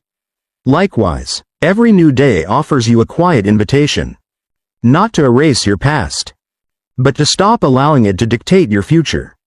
Forgiveness, in its deepest psychological sense, is not pretending that nothing happened. It is refusing to let what happened determine who you become. Some people will never understand the depth of the wound they caused. Some will continue believing their own rewritten stories. Some will move through life without ever descending into the caves of their unconscious. That is their journey, not yours. Your journey is infinitely more demanding. To remain open without becoming naive. To remain compassionate without becoming self-sacrificing. To remain loving without abandoning yourself. This is the balance that individuation asks of every human soul. And when you finally achieve even a glimpse of it, something extraordinary happens. Validation loses its intoxicating power. You no longer need everyone to agree with your experience. You no longer need the person who hurt you to confess what they did before you trust your own memory. You no longer wait for justice to arrive from outside because your inner world has already become aligned with truth. There is no greater freedom. The woman who has met her shadow no longer fears the shadows of others. She recognizes projection without absorbing it. She hears criticism without surrendering her identity. She receives love without begging for it. She walks away without needing applause. Her peace is no longer borrowed. It is built. And foundations built from truth cannot be shaken by people committed to illusion. Perhaps the greatest revenge is not proving them wrong. It is no longer organizing your life around what they did. It is waking each morning without carrying their unconsciousness inside your own heart. It is laughing without guilt. Resting without anxiety. Loving without fear of disappearing. Standing in the quiet certainty that your worth was never something another human being had the authority to grant or remove. Because the deepest truth has been waiting beneath every tear, every unanswered question, every sleepless night. You were never too much. You were simply asking for emotional honesty from someone who had never learned to be honest with themselves. And once you understand that, the chains quietly fall away. The story no longer ends with the one who hurt you. It begins with the woman who finally chose herself. A woman who knows her worth does not pursue, she chooses. Imagine this: you spend years believing that kindness is your greatest strength, only to discover that the world has mistaken it for permission. Every apology you accepted became another invitation to be wounded. Every silence you offered became another space for someone else's voice to dominate. Every sacrifice was interpreted not as love, but as limitless availability. Then one day, without warning, Something changes, not loudly, not dramatically, but permanently. The people around you call it coldness. Carl Jung might have called it the beginning of individuation. There is a dangerous illusion that narcissists carry deep within the architecture of their psyche. They believe every person has a breaking point beyond which they simply surrender. Their confidence is built upon repetition. Manipulate enough times, and resistance fades. Shame someone long enough, and eventually they question themselves instead of their tormentor. Reward obedience just enough, and dependency quietly replaces dignity. This strategy often works. Until it doesn't. Because there exists another psychological journey, one that the narcissistic personality rarely anticipates. It is the journey of the empath who has suffered beyond imagination. Not the empath who still hopes to be understood. Not the empath who still explains. Not the empath desperately trying to rescue another wounded soul. But the one who has finally encountered her own shadow. Jung warned that everything unconscious eventually seeks expression. For years, the empath buries anger beneath compassion. She buries disappointment beneath forgiveness. She buries exhaustion beneath responsibility. She tells herself that love requires patience. That understanding heals everything. That if she simply becomes more gentle, more available, more forgiving, eventually harmony will arrive. But harmony built upon self-erasure is merely another prison. The unconscious keeps count, even when consciousness refuses to. Every betrayal enters the body. Every humiliation settles into memory. Every invisible wound waits. Modern trauma psychology confirms something Jung understood intuitively long before neuroscience could explain it. Emotional pain is not forgotten simply because someone decides to move on. It becomes encoded within nervous systems, behavioral patterns, expectations, and unconscious defenses. A woman may smile while carrying decades of invisible injuries that no one else notices. The narcissist mistakes this silence for weakness. That becomes the greatest miscalculation of all. Because silence is not always surrender. Sometimes silence is incubation. Consider nature itself. A volcano appears peaceful for centuries. Mountains seem motionless. The deepest rivers reveal almost nothing from their surfaces. Transformation rarely announces itself before it arrives. The empath's greatest evolution begins in hidden places. At first, nothing seems different. She still answers messages. She still goes to family gatherings. She still listens. She still appears kind. But internally, the architecture has begun shifting. The old identity is dying. Not because she suddenly hates people, but because she finally questions a devastating belief she carried since childhood. Perhaps love was never supposed to cost this much. This question terrifies the unconscious because it threatens every role she has ever performed. The rescuer. The peacemaker. The emotional caretaker. The invisible daughter. The endlessly understanding wife. The forgiving friend. These identities once provided belonging. They protected her from abandonment. They convinced her that being indispensable meant being loved. Yet Jung insisted that the greatest danger is identifying with the persona rather than the authentic self. The persona smiles. The self remembers. The persona apologizes. The self begins asking uncomfortable questions. Who benefits from your endless forgiveness? Who profits from your inability to say no? Who becomes stronger every time you abandon yourself? These questions awaken something ancient. Something many cultures have misunderstood. Anger. Healthy anger is not hatred. Healthy anger is the immune system of the soul. Stoic philosophers often emphasize that emotions themselves are not enemies. Epictetus taught that suffering emerges from distorted judgments rather than reality itself. Marcus Aurelius repeatedly reminded himself that dignity could never truly be stolen without one's participation. The fed-up empath slowly discovers the same truth. The problem was never feeling deeply. The problem was directing all compassion outward while starving herself inwardly. She begins noticing patterns she once ignored. The friend who only calls during crises. The partner who apologizes without changing. The family member who demands loyalty while offering none.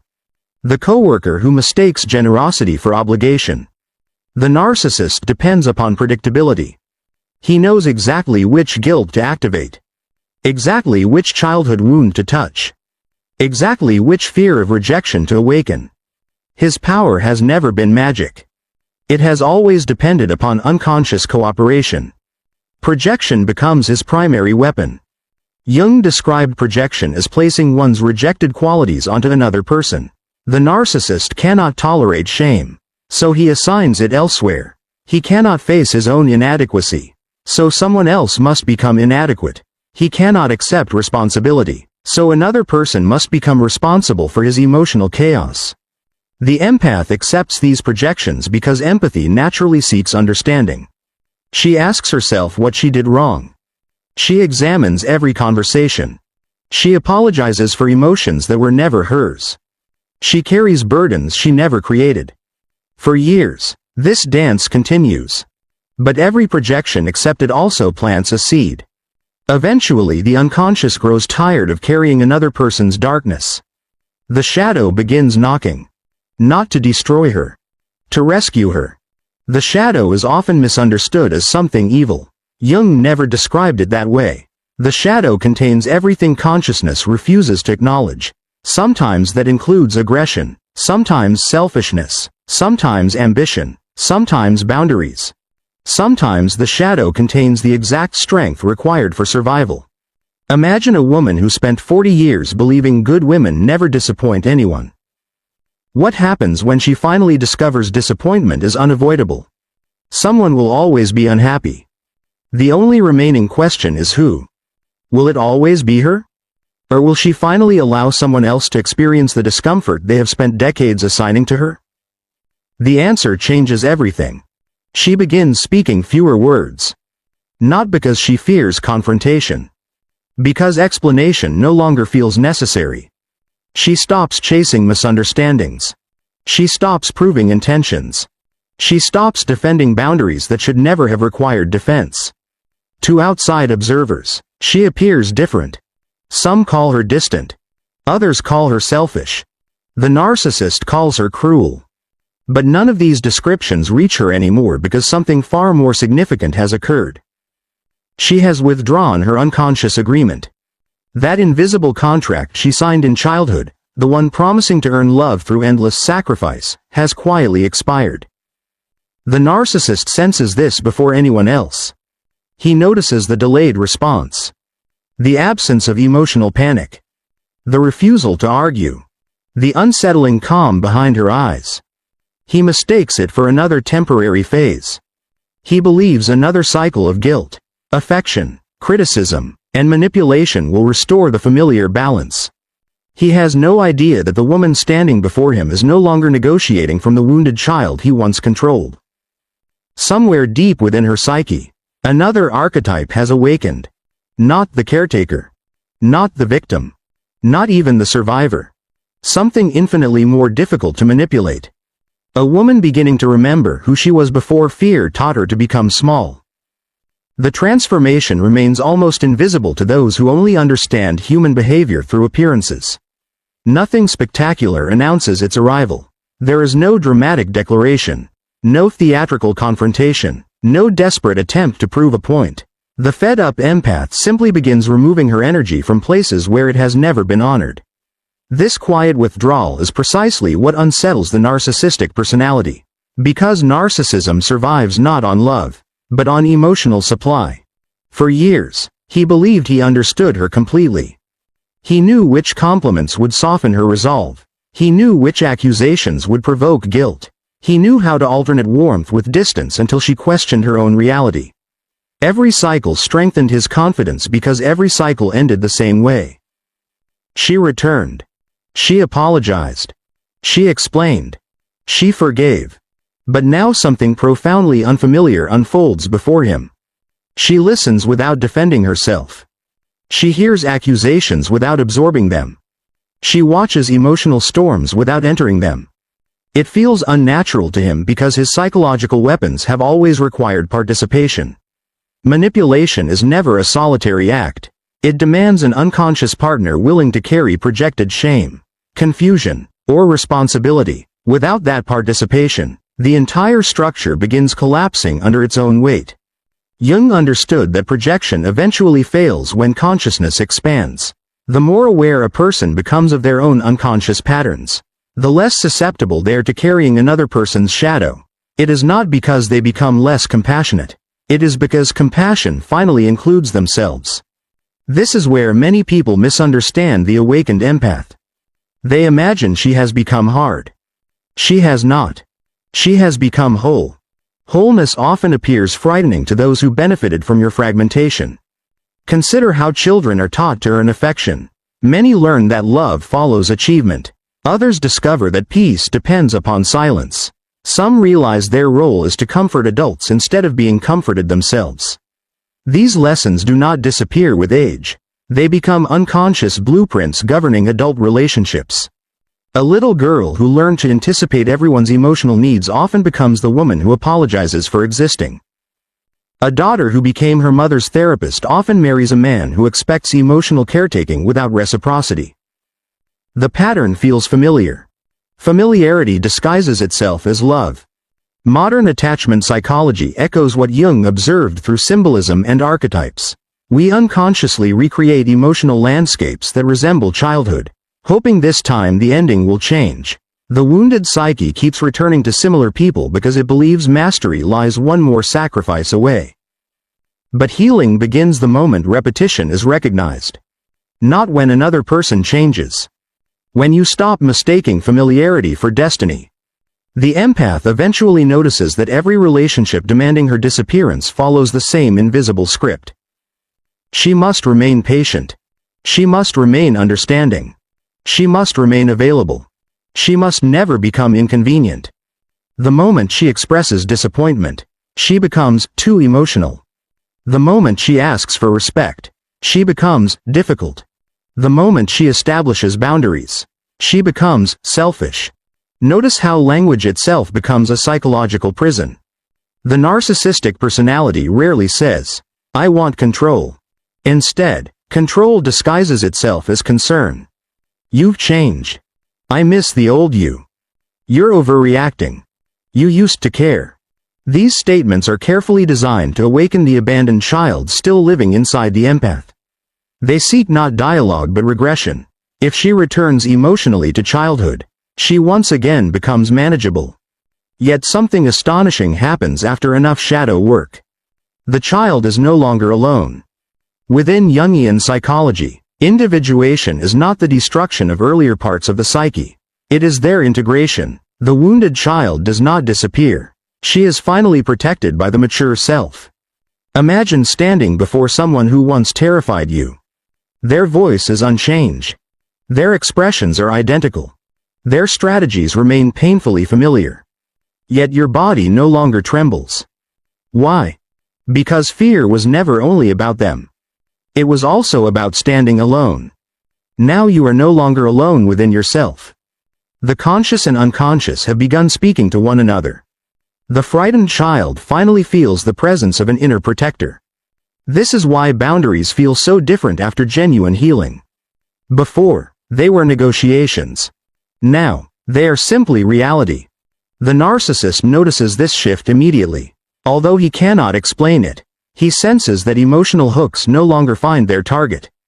Guilt falls to the ground unanswered. Criticism echoes without producing shame. Praise no longer purchases obedience. His confusion gradually transforms into desperation. At first, he intensifies familiar tactics. More charm. More promises. More tears. More accusations. When those fail, something darker often emerges. Contempt. Mockery. Character assassination. Why? Because projection becomes increasingly unstable when denied. The emotions he once deposited inside her remain trapped within himself. He begins experiencing the anxiety, insecurity, and emptiness he spent years outsourcing. Jung warned that what remains unconscious directs life while appearing to come from outside. The narcissist experiences growing chaos because his own shadow has nowhere left to hide. Ironically, the empath's departure forces him closer to himself than he has ever been. Whether he accepts that invitation is another matter entirely. Most do not. Because facing the shadow demands humility. And humility threatens the false self upon which narcissism depends. Meanwhile, the empath enters unfamiliar territory. Freedom is beautiful. Freedom is also terrifying. For years, her identity revolved around solving everyone else's emotional crises. Without that constant responsibility, silence initially feels uncomfortable. Who is she when no one needs rescuing? Who is she when her value is no longer measured by sacrifice? These questions cannot be answered overnight. They require grief. Because healing is not only gaining something new. It is mourning the person you had to become in order to survive. She mourns the years spent chasing unavailable love. She mourns friendships built upon unequal devotion. She mourns versions of herself that believed endurance was proof of worthiness. There are evenings when loneliness whispers that returning would be easier.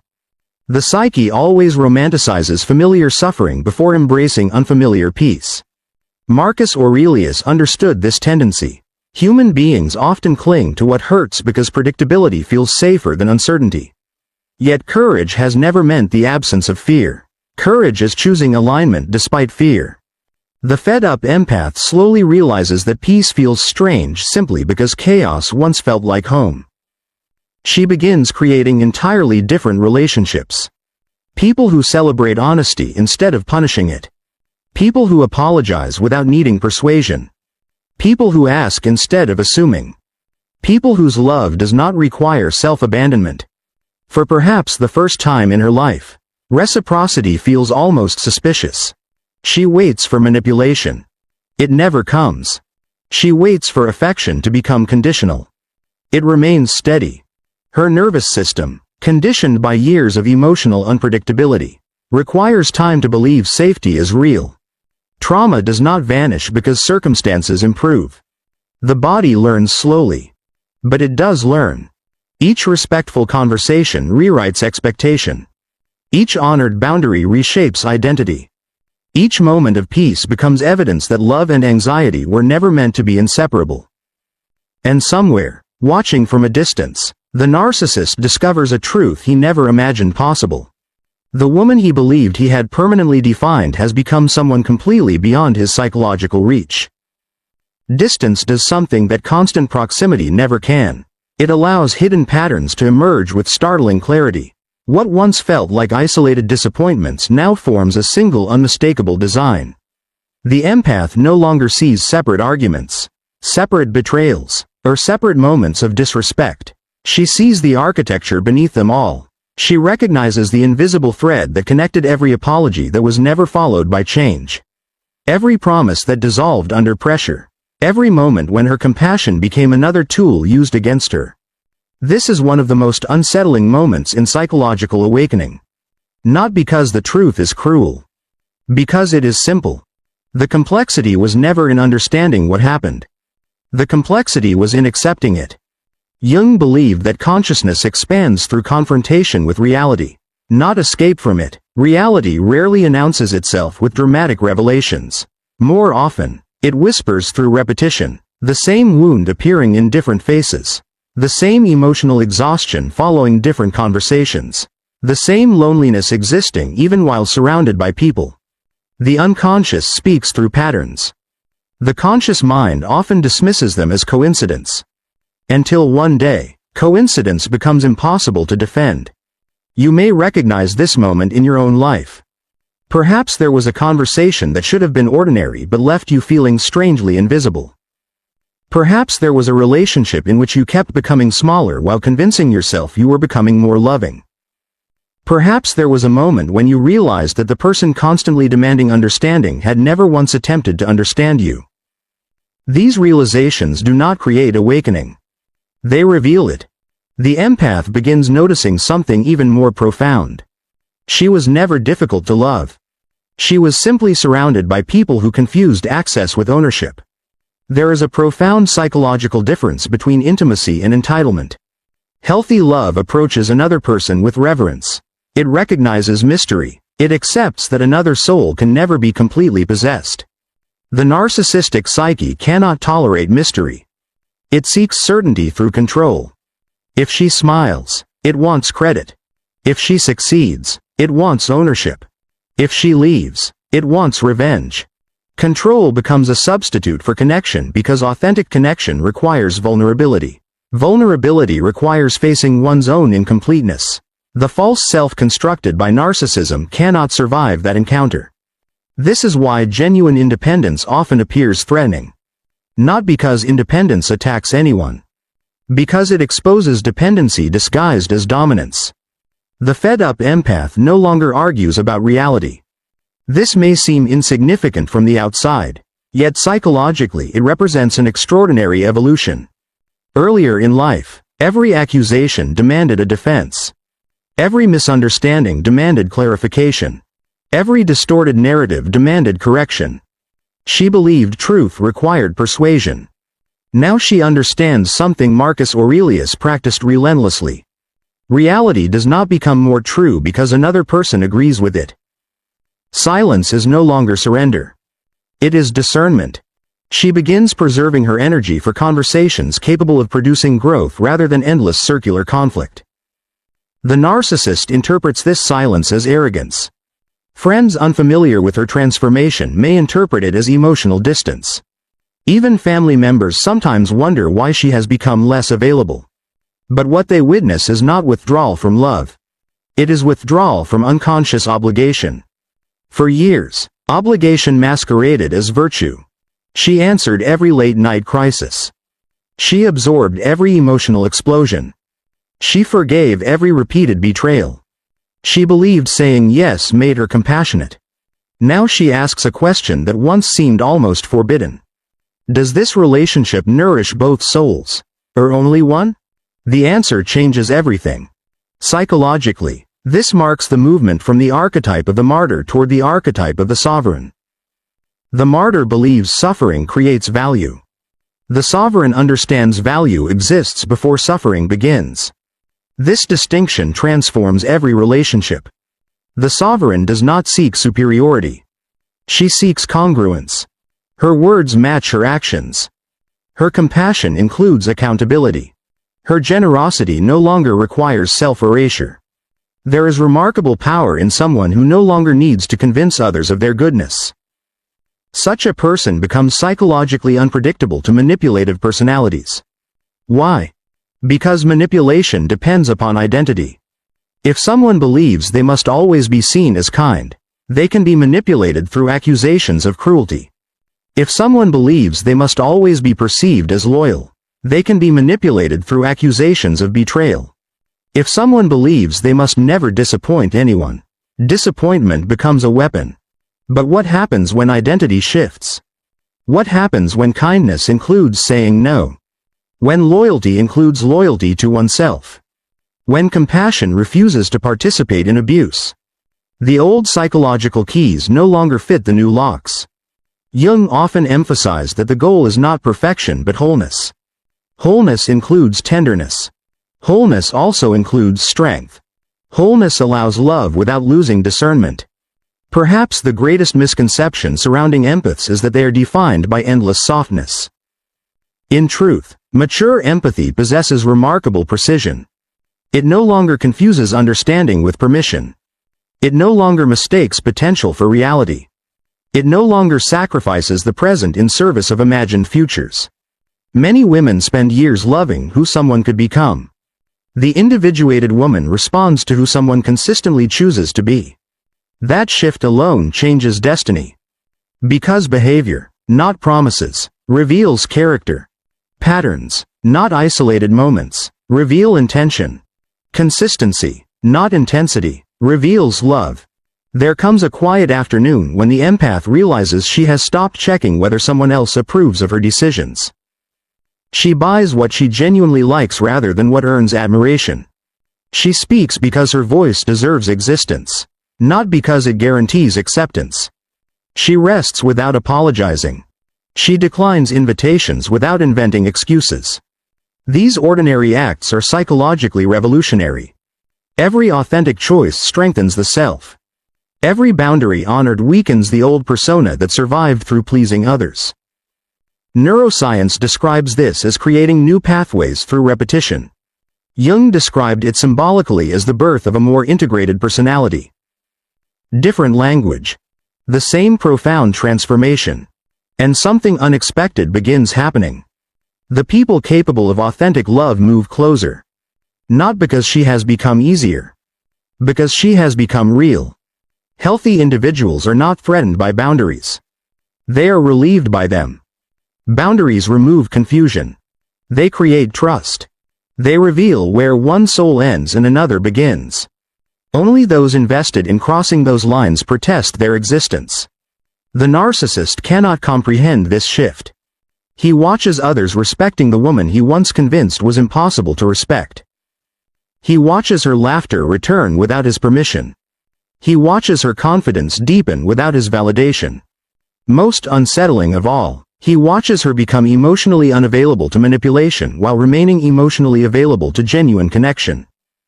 That contradiction makes no sense to him. Because he never understood that her empathy was never the weakness. Her lack of boundaries was. Now the boundaries stand where fear once lived. Now discernment stands where guilt once ruled. Now self-respect stands where self-doubt once quietly whispered. The woman before him is still deeply compassionate. She simply no longer mistakes compassion for captivity. There comes a moment in every profound psychological transformation when the battle is no longer with another person. The arguments have faded, the manipulation has lost its grip, the endless need to explain has dissolved into silence. Yet one final confrontation remains, and it takes place entirely within the soul. It is the meeting between the woman she was taught to become and the woman she was always meant to be. Jung believed that the greatest encounters are not between two people, but between consciousness and the unconscious. The deepest revolution is invisible because it unfolds behind the eyes, beneath language, in the quiet territory where identity is rewritten. The fed-up empath eventually discovers that the narcissist was never the only voice living inside her. There was another. A softer voice. One that sounded strangely familiar. It whispered that saying no was selfish. It insisted that conflict meant failure. It warned that loneliness was worse than disrespect. It begged her to earn love one more time. For years she believed this voice was wisdom. Only later did she realize it was fear wearing the mask of morality. This is how old wounds survive. They disguise themselves as virtues. People applaud the woman who never complains. They admire the woman who always forgives. They celebrate the woman who sacrifices everything for everyone else. Rarely do they ask what those sacrifices have cost her. Rarely do they notice the dreams postponed. The boundaries abandoned. The identity forgotten. The psyche always collects unpaid debts. Every time authenticity is exchanged for approval, the unconscious remembers. Every time truth is swallowed to preserve peace, something sacred retreats a little further into the shadows. Yet the shadow was never waiting to punish her. It was waiting to return what she had lost. The anger she feared became courage. The grief she avoided became compassion. The loneliness she resisted became solitude. The silence she dreaded became clarity. This is the extraordinary paradox Jung understood so deeply. The emotions we spend our lives trying to escape often carry the exact medicine we require. The fed-up empath no longer runs from discomfort. She listens to it. Discomfort becomes information. If her body tightens around someone, she pays attention. If peace disappears in a relationship, she investigates rather than excuses it. If respect repeatedly vanishes after promises are made, she believes behavior instead of fantasy. This is not cynicism. It is consciousness. You may notice that truly healed people are surprisingly calm. Not because life stopped testing them. Because they stopped negotiating with reality. They no longer ask, how can I make this person love me? They ask, does this relationship allow me to remain myself? That single question changes every decision that follows. Seneca wrote that the greatest slavery is living under the opinions of others. Few forms of slavery are more subtle than emotional dependence upon external validation. The narcissist depends on admiration. The wounded empath depends on acceptance. Both remain emotionally imprisoned, although their prisons look different. Healing breaks both cages. The individuated woman no longer measures her worth through applause or rejection. Compliments are appreciated but not required. Criticism is considered but not worshipped. She becomes internally anchored. This is why she seems almost impossible to manipulate. Manipulation requires an external lever. But where is the lever when self-worth comes from within? Threaten abandonment. She chooses peace over panic. Offer conditional affection. She recognizes the bargain and declines. Attempt guilt. She examines it instead of automatically accepting it. Rewrite history. She trusts lived experience more than emotional persuasion. The narcissist often mistakes this transformation for emotional numbness. He cannot comprehend that serenity and indifference are entirely different states. She still feels deeply. Perhaps more deeply than ever before. She cries without shame. She loves without pretending. She grieves without collapsing. She celebrates without seeking permission. Emotion is no longer her enemy. Emotion is no longer her master. It has become her companion. Modern psychology often speaks of emotional regulation. Jung might describe it differently. He would speak of integration. The heart and the mind no longer compete. The conscious self no longer fears the unconscious. The shadow is no longer an exile. It has become an ally. The remarkable consequence of this integration is not merely healthier relationships. It is a different experience of life itself. Ordinary mornings begin feeling extraordinary. Coffee tastes richer when consumed without anxiety. Laughter arrives more easily when it is not interrupted by hypervigilance. Rest becomes possible when survival is no longer the primary occupation of the nervous system. Freedom is rarely dramatic. More often, it is astonishingly quiet. It is walking through an entire day without rehearsing conversations that never happened. It is sleeping through the night because your mind is no longer searching for hidden danger. It is hearing your own thoughts more clearly than the opinions surrounding you. Perhaps this is the greatest revenge, although revenge is no longer the correct word. It is transcendence. The narcissist expected endless war. Instead, he encountered absence. Not physical absence alone. Psychological absence. The emotional doorway through which he once entered has been permanently closed. Not locked out of hatred. Closed through healing. That difference matters. Hatred still binds two people together. Healing releases both. Whether the narcissist chooses freedom is beyond her control.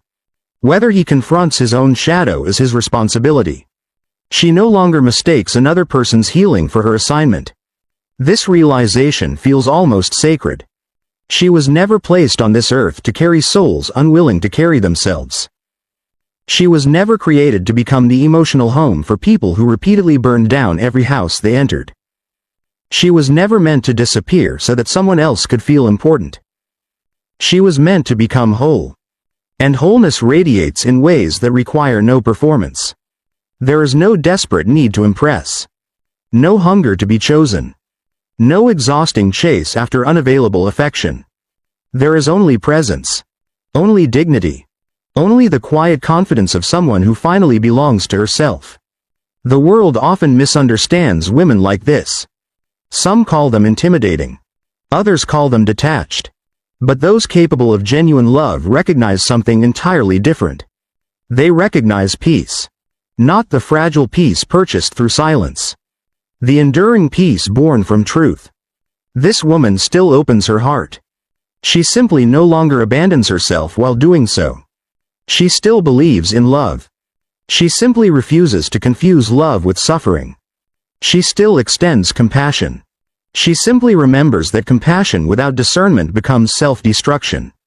The fed-up empath was never dangerous because she became cruel. She became dangerous because she became impossible to control. And there is nothing more unsettling to those who survive through manipulation than a woman who has made peace with herself. Because a woman who has embraced her shadow no longer fears losing people who only loved her mask. She walks forward carrying neither bitterness nor regret, but wisdom. She no longer searches for permission to exist. She no longer bargains for dignity. She no longer waits for someone else to declare her worthy. She has already made that decision. A woman who knows her worth does not pursue, she chooses. Have you ever wondered why the more kindness a woman offers, the more resentment she sometimes receives in return? It seems to violate every moral lesson she was ever taught. She believed compassion would invite love. She believed patience would soften hardened hearts. She believed understanding would heal misunderstanding. Yet somewhere along the journey, an unsettling pattern emerged. The more available she became, the more invisible she felt. The more forgiving she remained, the more criticism she attracted. The more she carried the emotional burdens of others, the heavier their judgment became. This paradox has haunted humanity since the beginning of civilization. Carl Jung understood that people rarely respond to another person's true nature. They respond to what that person awakens inside them. The greatest mistake many kind women make is believing they are hated because they have failed. Often, they are hated because they unknowingly expose what others spend their lives trying to hide. Every human being carries a shadow. Not the shadow cast by sunlight, but the unseen psychological world filled with rejected emotions, buried shame, forgotten fears, denied ambitions, and painful truths. Jung described this shadow as everything the conscious personality refuses to acknowledge. It waits silently beneath the surface, influencing every judgment, every relationship, every unexplained emotional reaction. Most people never meet their shadow. Instead, they spend their lives projecting it onto someone else. And kindness has a peculiar way of becoming the perfect screen for projection. Imagine a woman who listens without interruption. She refuses to compete. She celebrates the success of others without jealousy. She remains calm during conflict. She carries herself with quiet dignity instead of demanding attention. To some, she becomes comforting. To others, she becomes unbearable. Not because she has harmed anyone. Because her presence silently asks questions they cannot answer. Why is she peaceful while they remain restless?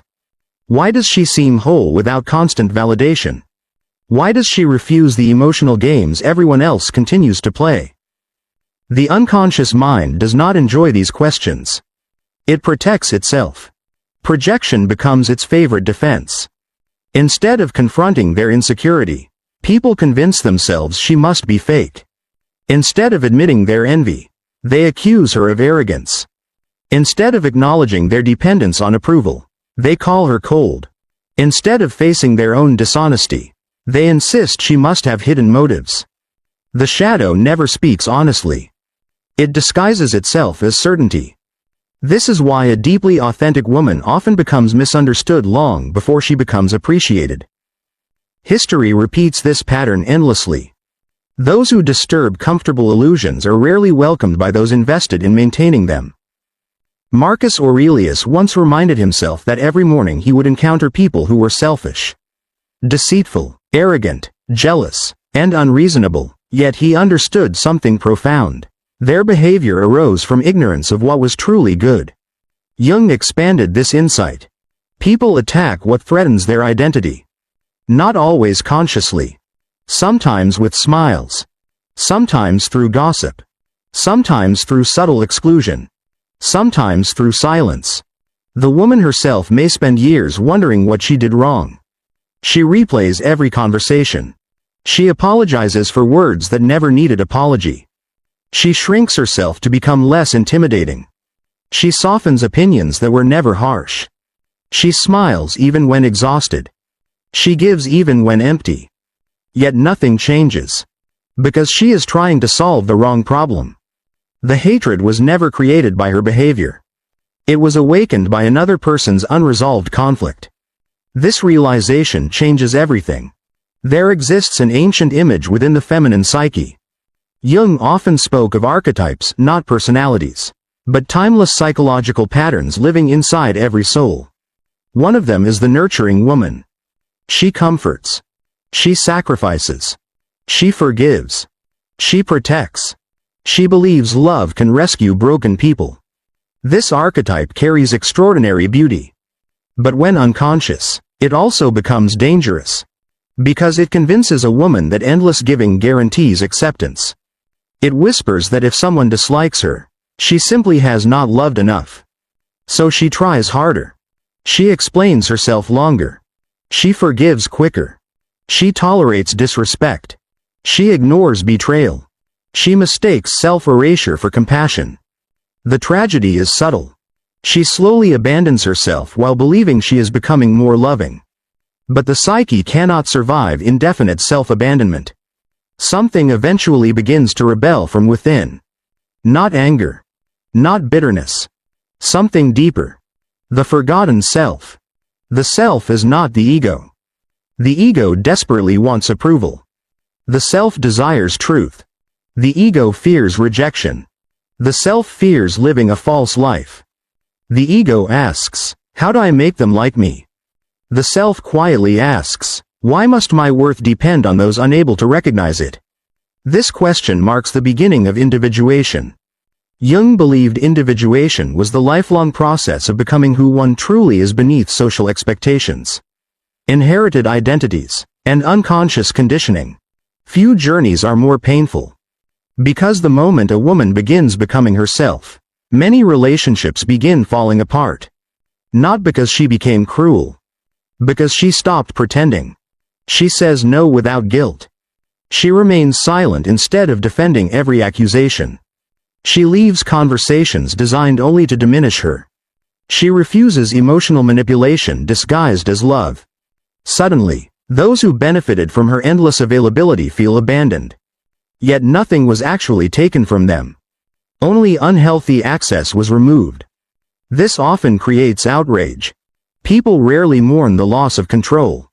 They mourn the loss of easy control. Seneca observed that those enslaved by passion cannot tolerate someone governed by wisdom. The same remains true today. A woman who learns emotional regulation unintentionally confronts those addicted to emotional chaos. Her peace becomes offensive. Her boundaries become insults. Her confidence becomes arrogance in the eyes of insecure observers. Her silence becomes interpreted as judgment. Not because these perceptions are accurate. Because projection always distorts reality. Consider how often criticism says more about the speaker than the target. The chronically dishonest assume everyone lies. The manipulative suspect manipulation everywhere. The deeply insecure constantly search for rejection. The abandoned expect abandonment. The narcissistic accuse others of selfishness. Each person sees fragments of their own unconscious reflected in the people around them. Especially in those who refuse to participate in the same psychological games. Perhaps this explains why certain women become lightning rods for hostility despite living with remarkable integrity. Their existence becomes a mirror. And mirrors possess strange power. A mirror never insults. It simply reveals. Many people would rather shatter the mirror than confront what they see within it. That is why kindness alone cannot protect a woman from hatred. Kindness without boundaries often attracts exploitation. Kindness with boundaries often attracts resentment. Either way, someone uncomfortable with themselves may still choose hostility.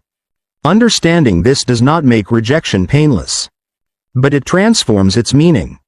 Instead of asking, "Why am I so difficult to love?"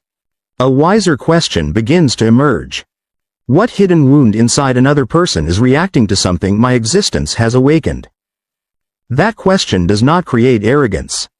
It creates freedom. Because once a woman understands the psychology beneath misplaced hatred, she no longer wastes years trying to earn peace from people whose war was never truly with her. The woman who begins to understand this truth notices something almost unsettling.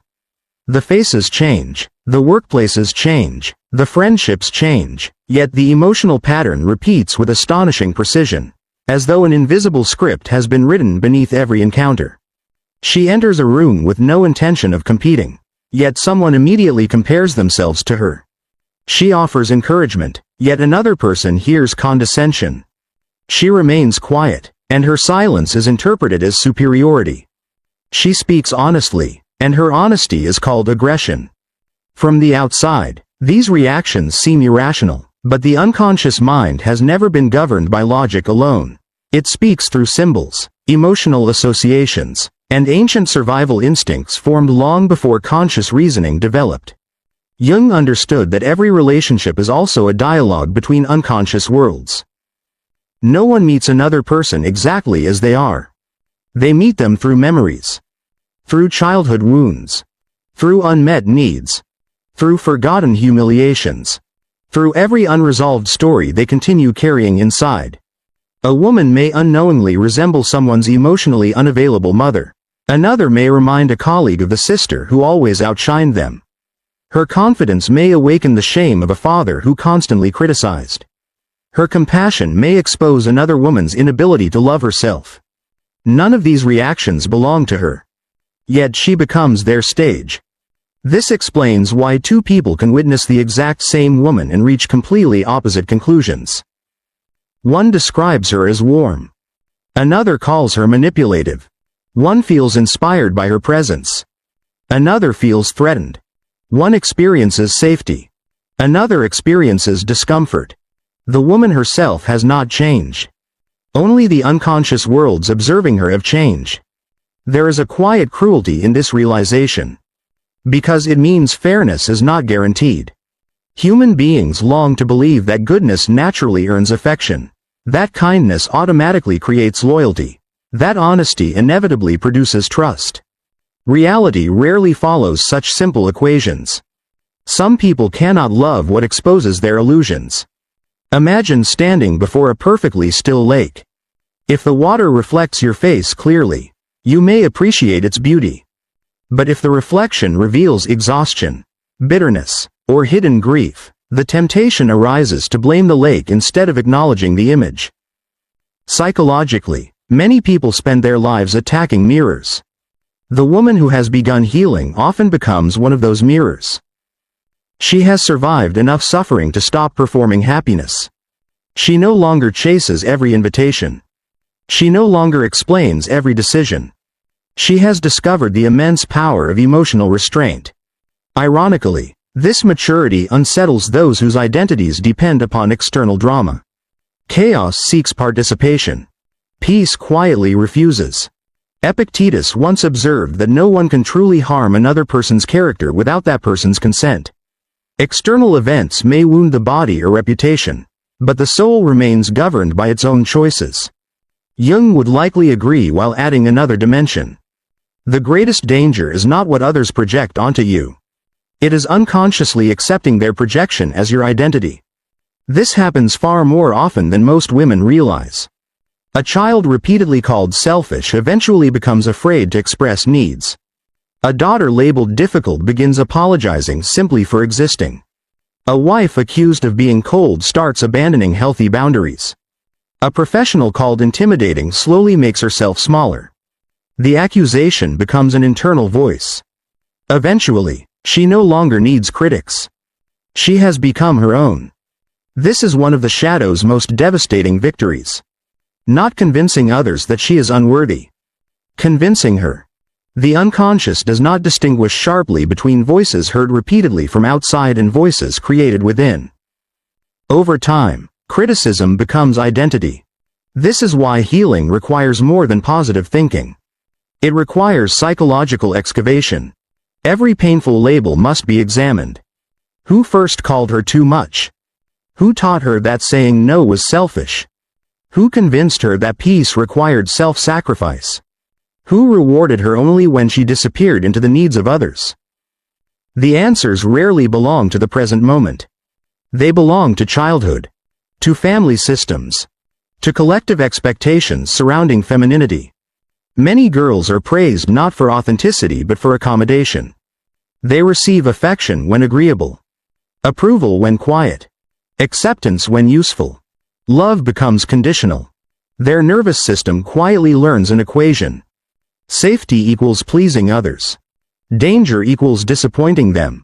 Years later, this equation continues governing adult relationships. She smiles while uncomfortable. She over-explains harmless decisions. She fears disappointing strangers. She carries responsibility for emotions she never created. Her body becomes exhausted long before her conscious mind understands why. Modern trauma psychology describes this as fawning, a survival response just as real as fighting, fleeing, or freezing. Instead of confronting danger directly, the nervous system attempts to survive by becoming indispensable. The woman hopes that if everyone remains pleased, no one will abandon her. Yet the tragedy is profound. People often respect those who possess clear boundaries far more than those who endlessly accommodate. Not because boundaries create distance. Because boundaries communicate identity. Without them, others unconsciously begin treating her as an extension of themselves. Her time becomes available. Her emotions become negotiable. Her limits become invisible. Then, strangely, resentment begins growing on both sides. She feels unseen. Others feel entitled.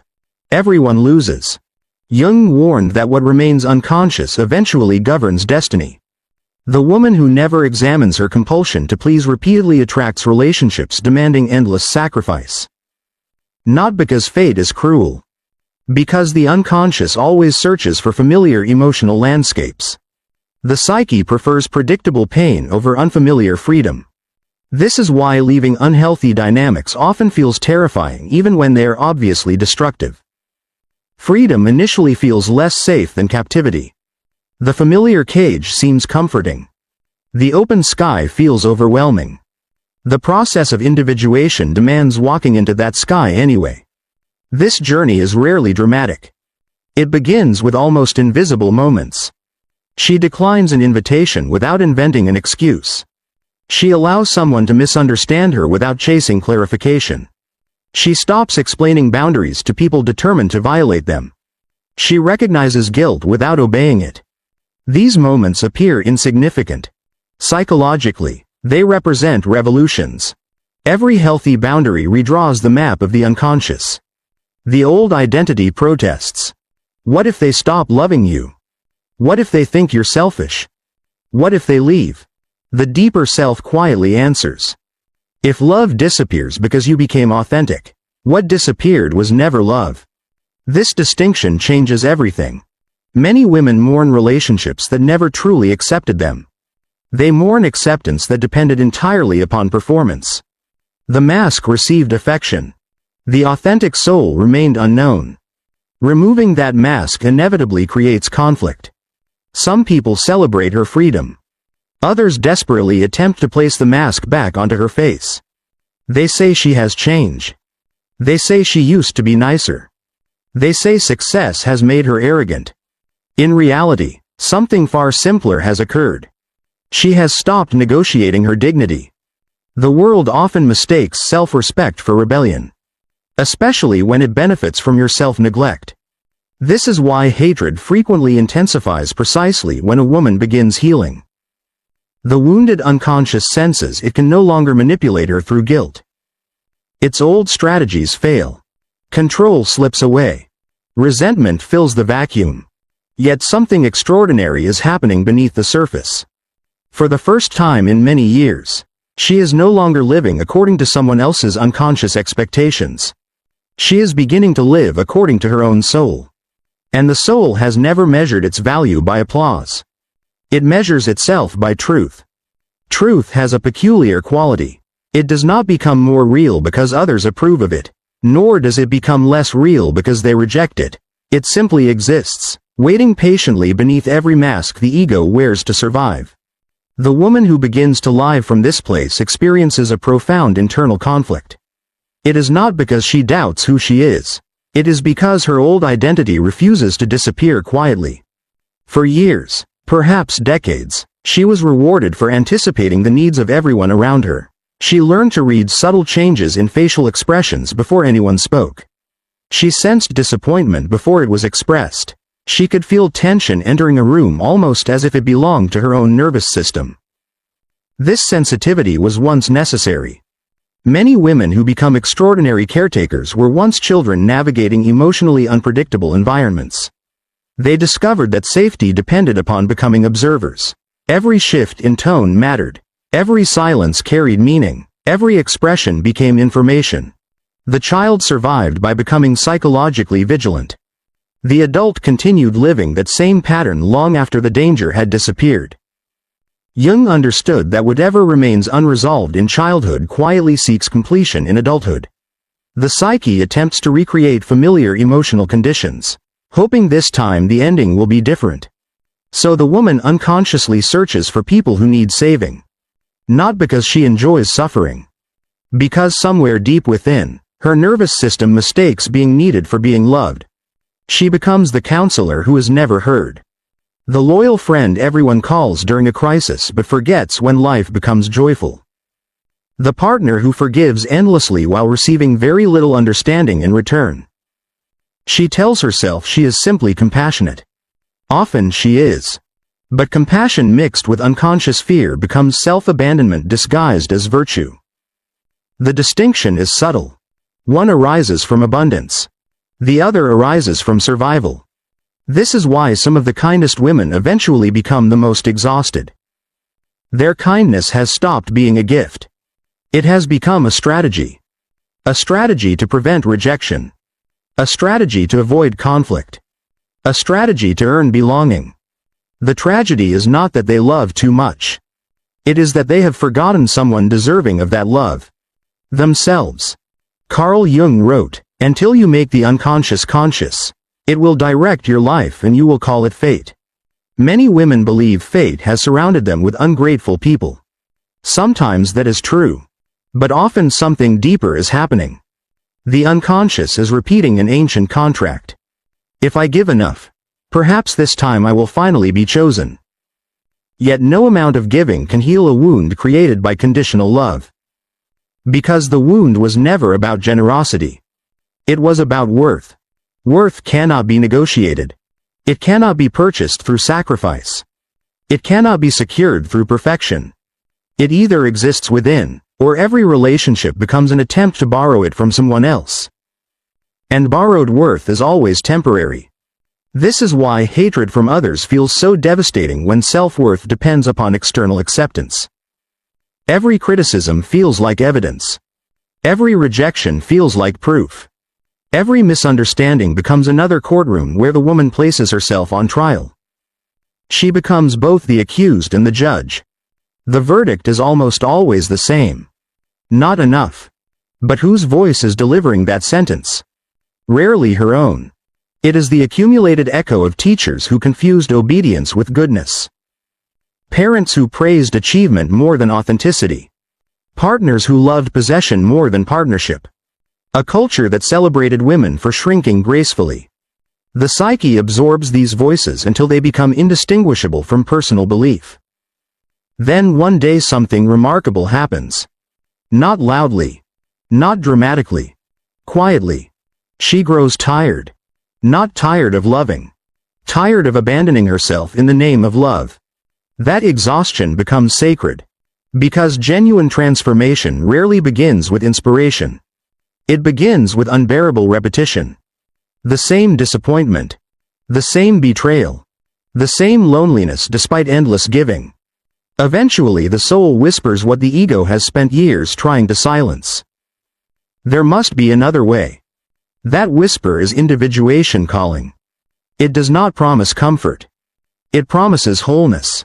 Wholeness requires integrating the shadow. Many people misunderstand this process. They imagine shadow work means embracing anger or expressing hidden emotions without restraint. Jung meant something far more profound. The shadow contains everything rejected by consciousness. For many women, this includes qualities they were taught were unacceptable. Healthy anger. Healthy ambition. Healthy selfishness. Healthy authority. Healthy refusal. Healthy pride. Notice the word repeated. Healthy. These qualities are not destructive. They become destructive only when suppressed until they erupt unconsciously. The woman who never permits herself anger eventually expresses resentment. The woman forbidden ambition secretly envies success. The woman unable to refuse becomes silently bitter. The woman taught endless humility begins doubting every achievement. The shadow waits patiently. Ignored qualities never disappear. They simply return wearing masks. This explains why extraordinarily kind women sometimes shock everyone around them. After years of silent endurance, they suddenly leave. Without dramatic arguments. Without revenge. Without lengthy explanations. People call the decision impulsive.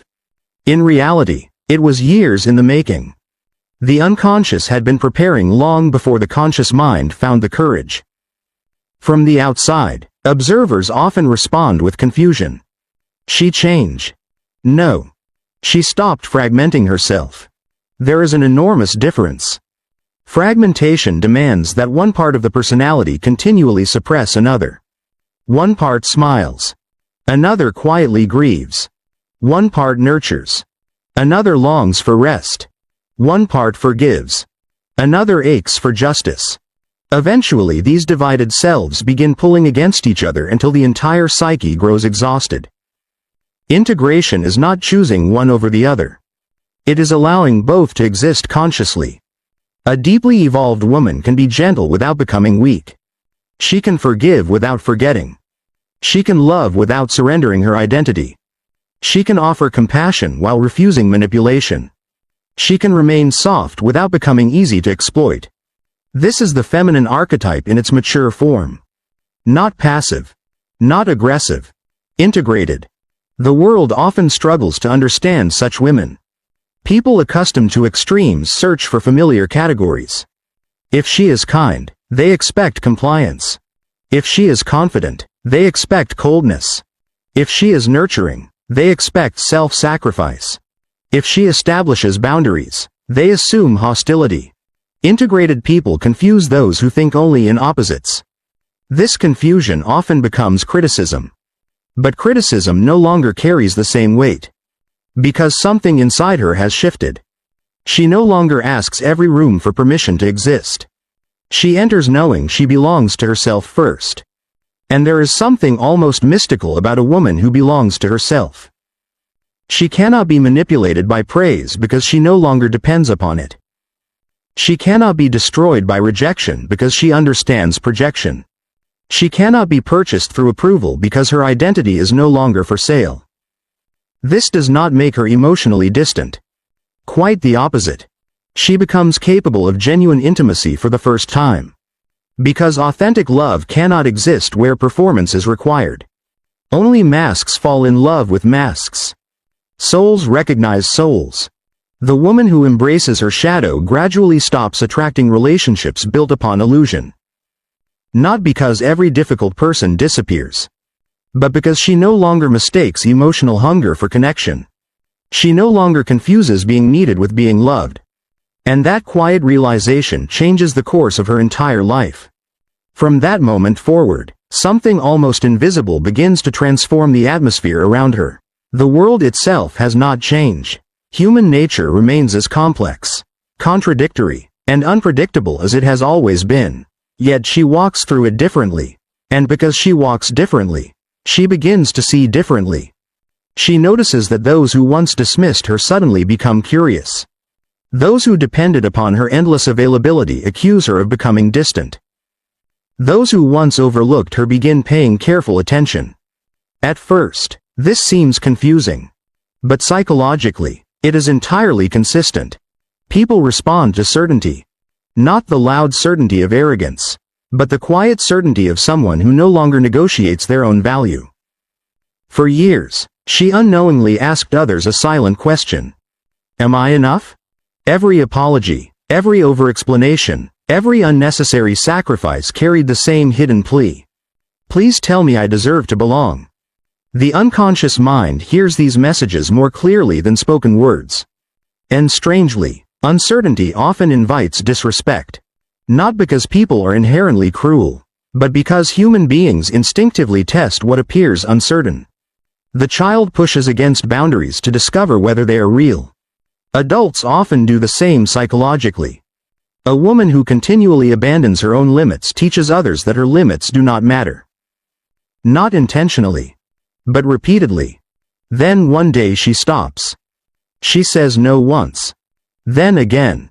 Not angrily. Not defensively. Simply, clearly, without guilt. Something remarkable happens. Some people disappear.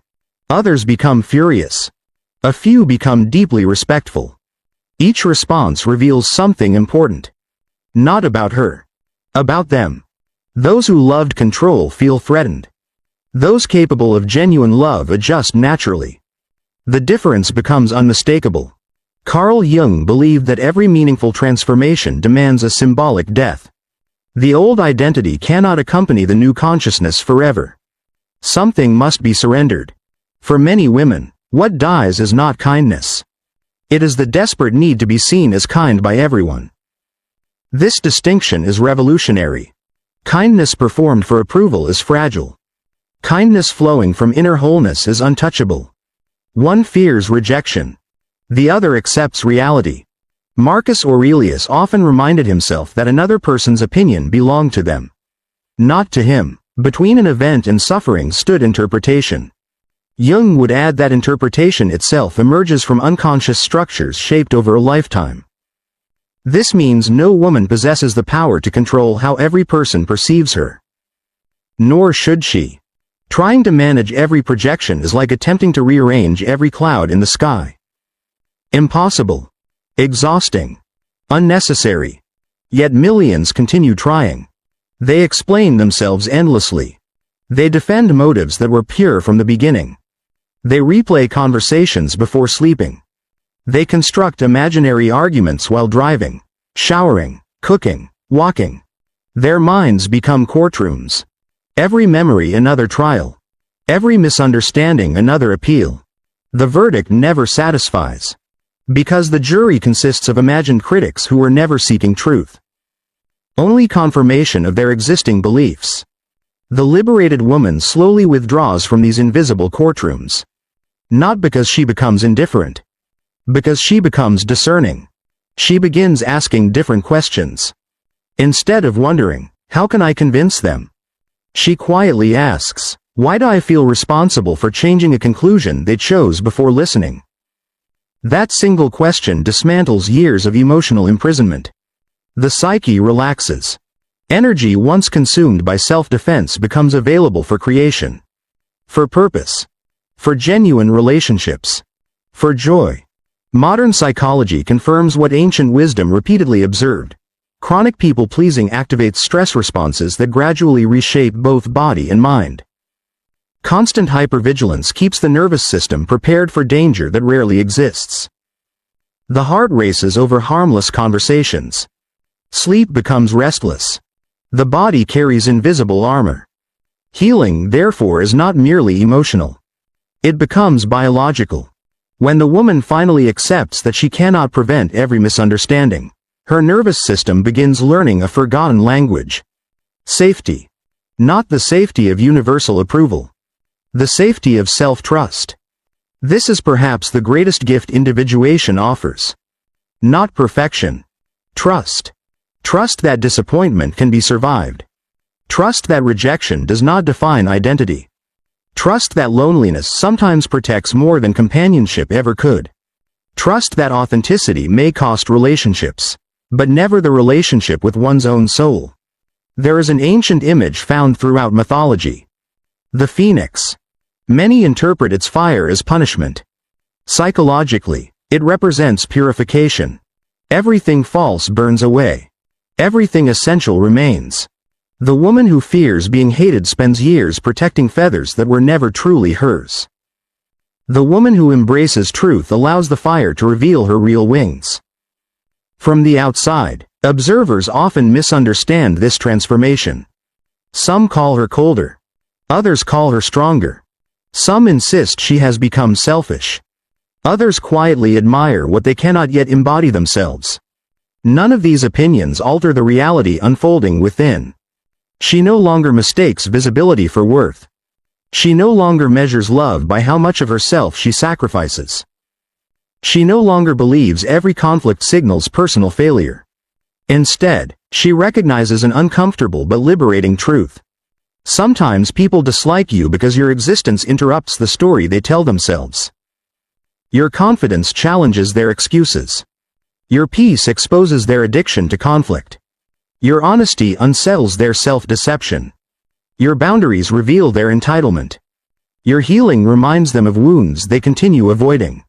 None of this makes you responsible for their discomfort. Compassion does not require carrying another person's unconscious. It only asks that you refuse to become cruel in response. This is where true feminine strength reveals itself. Not through domination. Not through revenge. But through unwavering inner alignment. She does not become hard. She becomes rooted. Like an ancient oak standing through every season. She bends with fierce winds without surrendering her roots. Some travelers find shelter beneath her branches. Others resent the shade because it reminds them they never planted their own tree. The oak continues growing either way. Such is the destiny of every woman who chooses individuation over approval. Eventually she understands what once seemed impossible. Being misunderstood is not always a tragedy. Sometimes it is evidence that she has finally stopped translating her soul into a language built to comfort everyone else. She speaks with actions now. She loves without bargaining. She walks away without hatred. She remains without fear. And in that quiet strength, the endless search for universal acceptance finally comes to an end. A woman who knows her worth does not pursue, she chooses.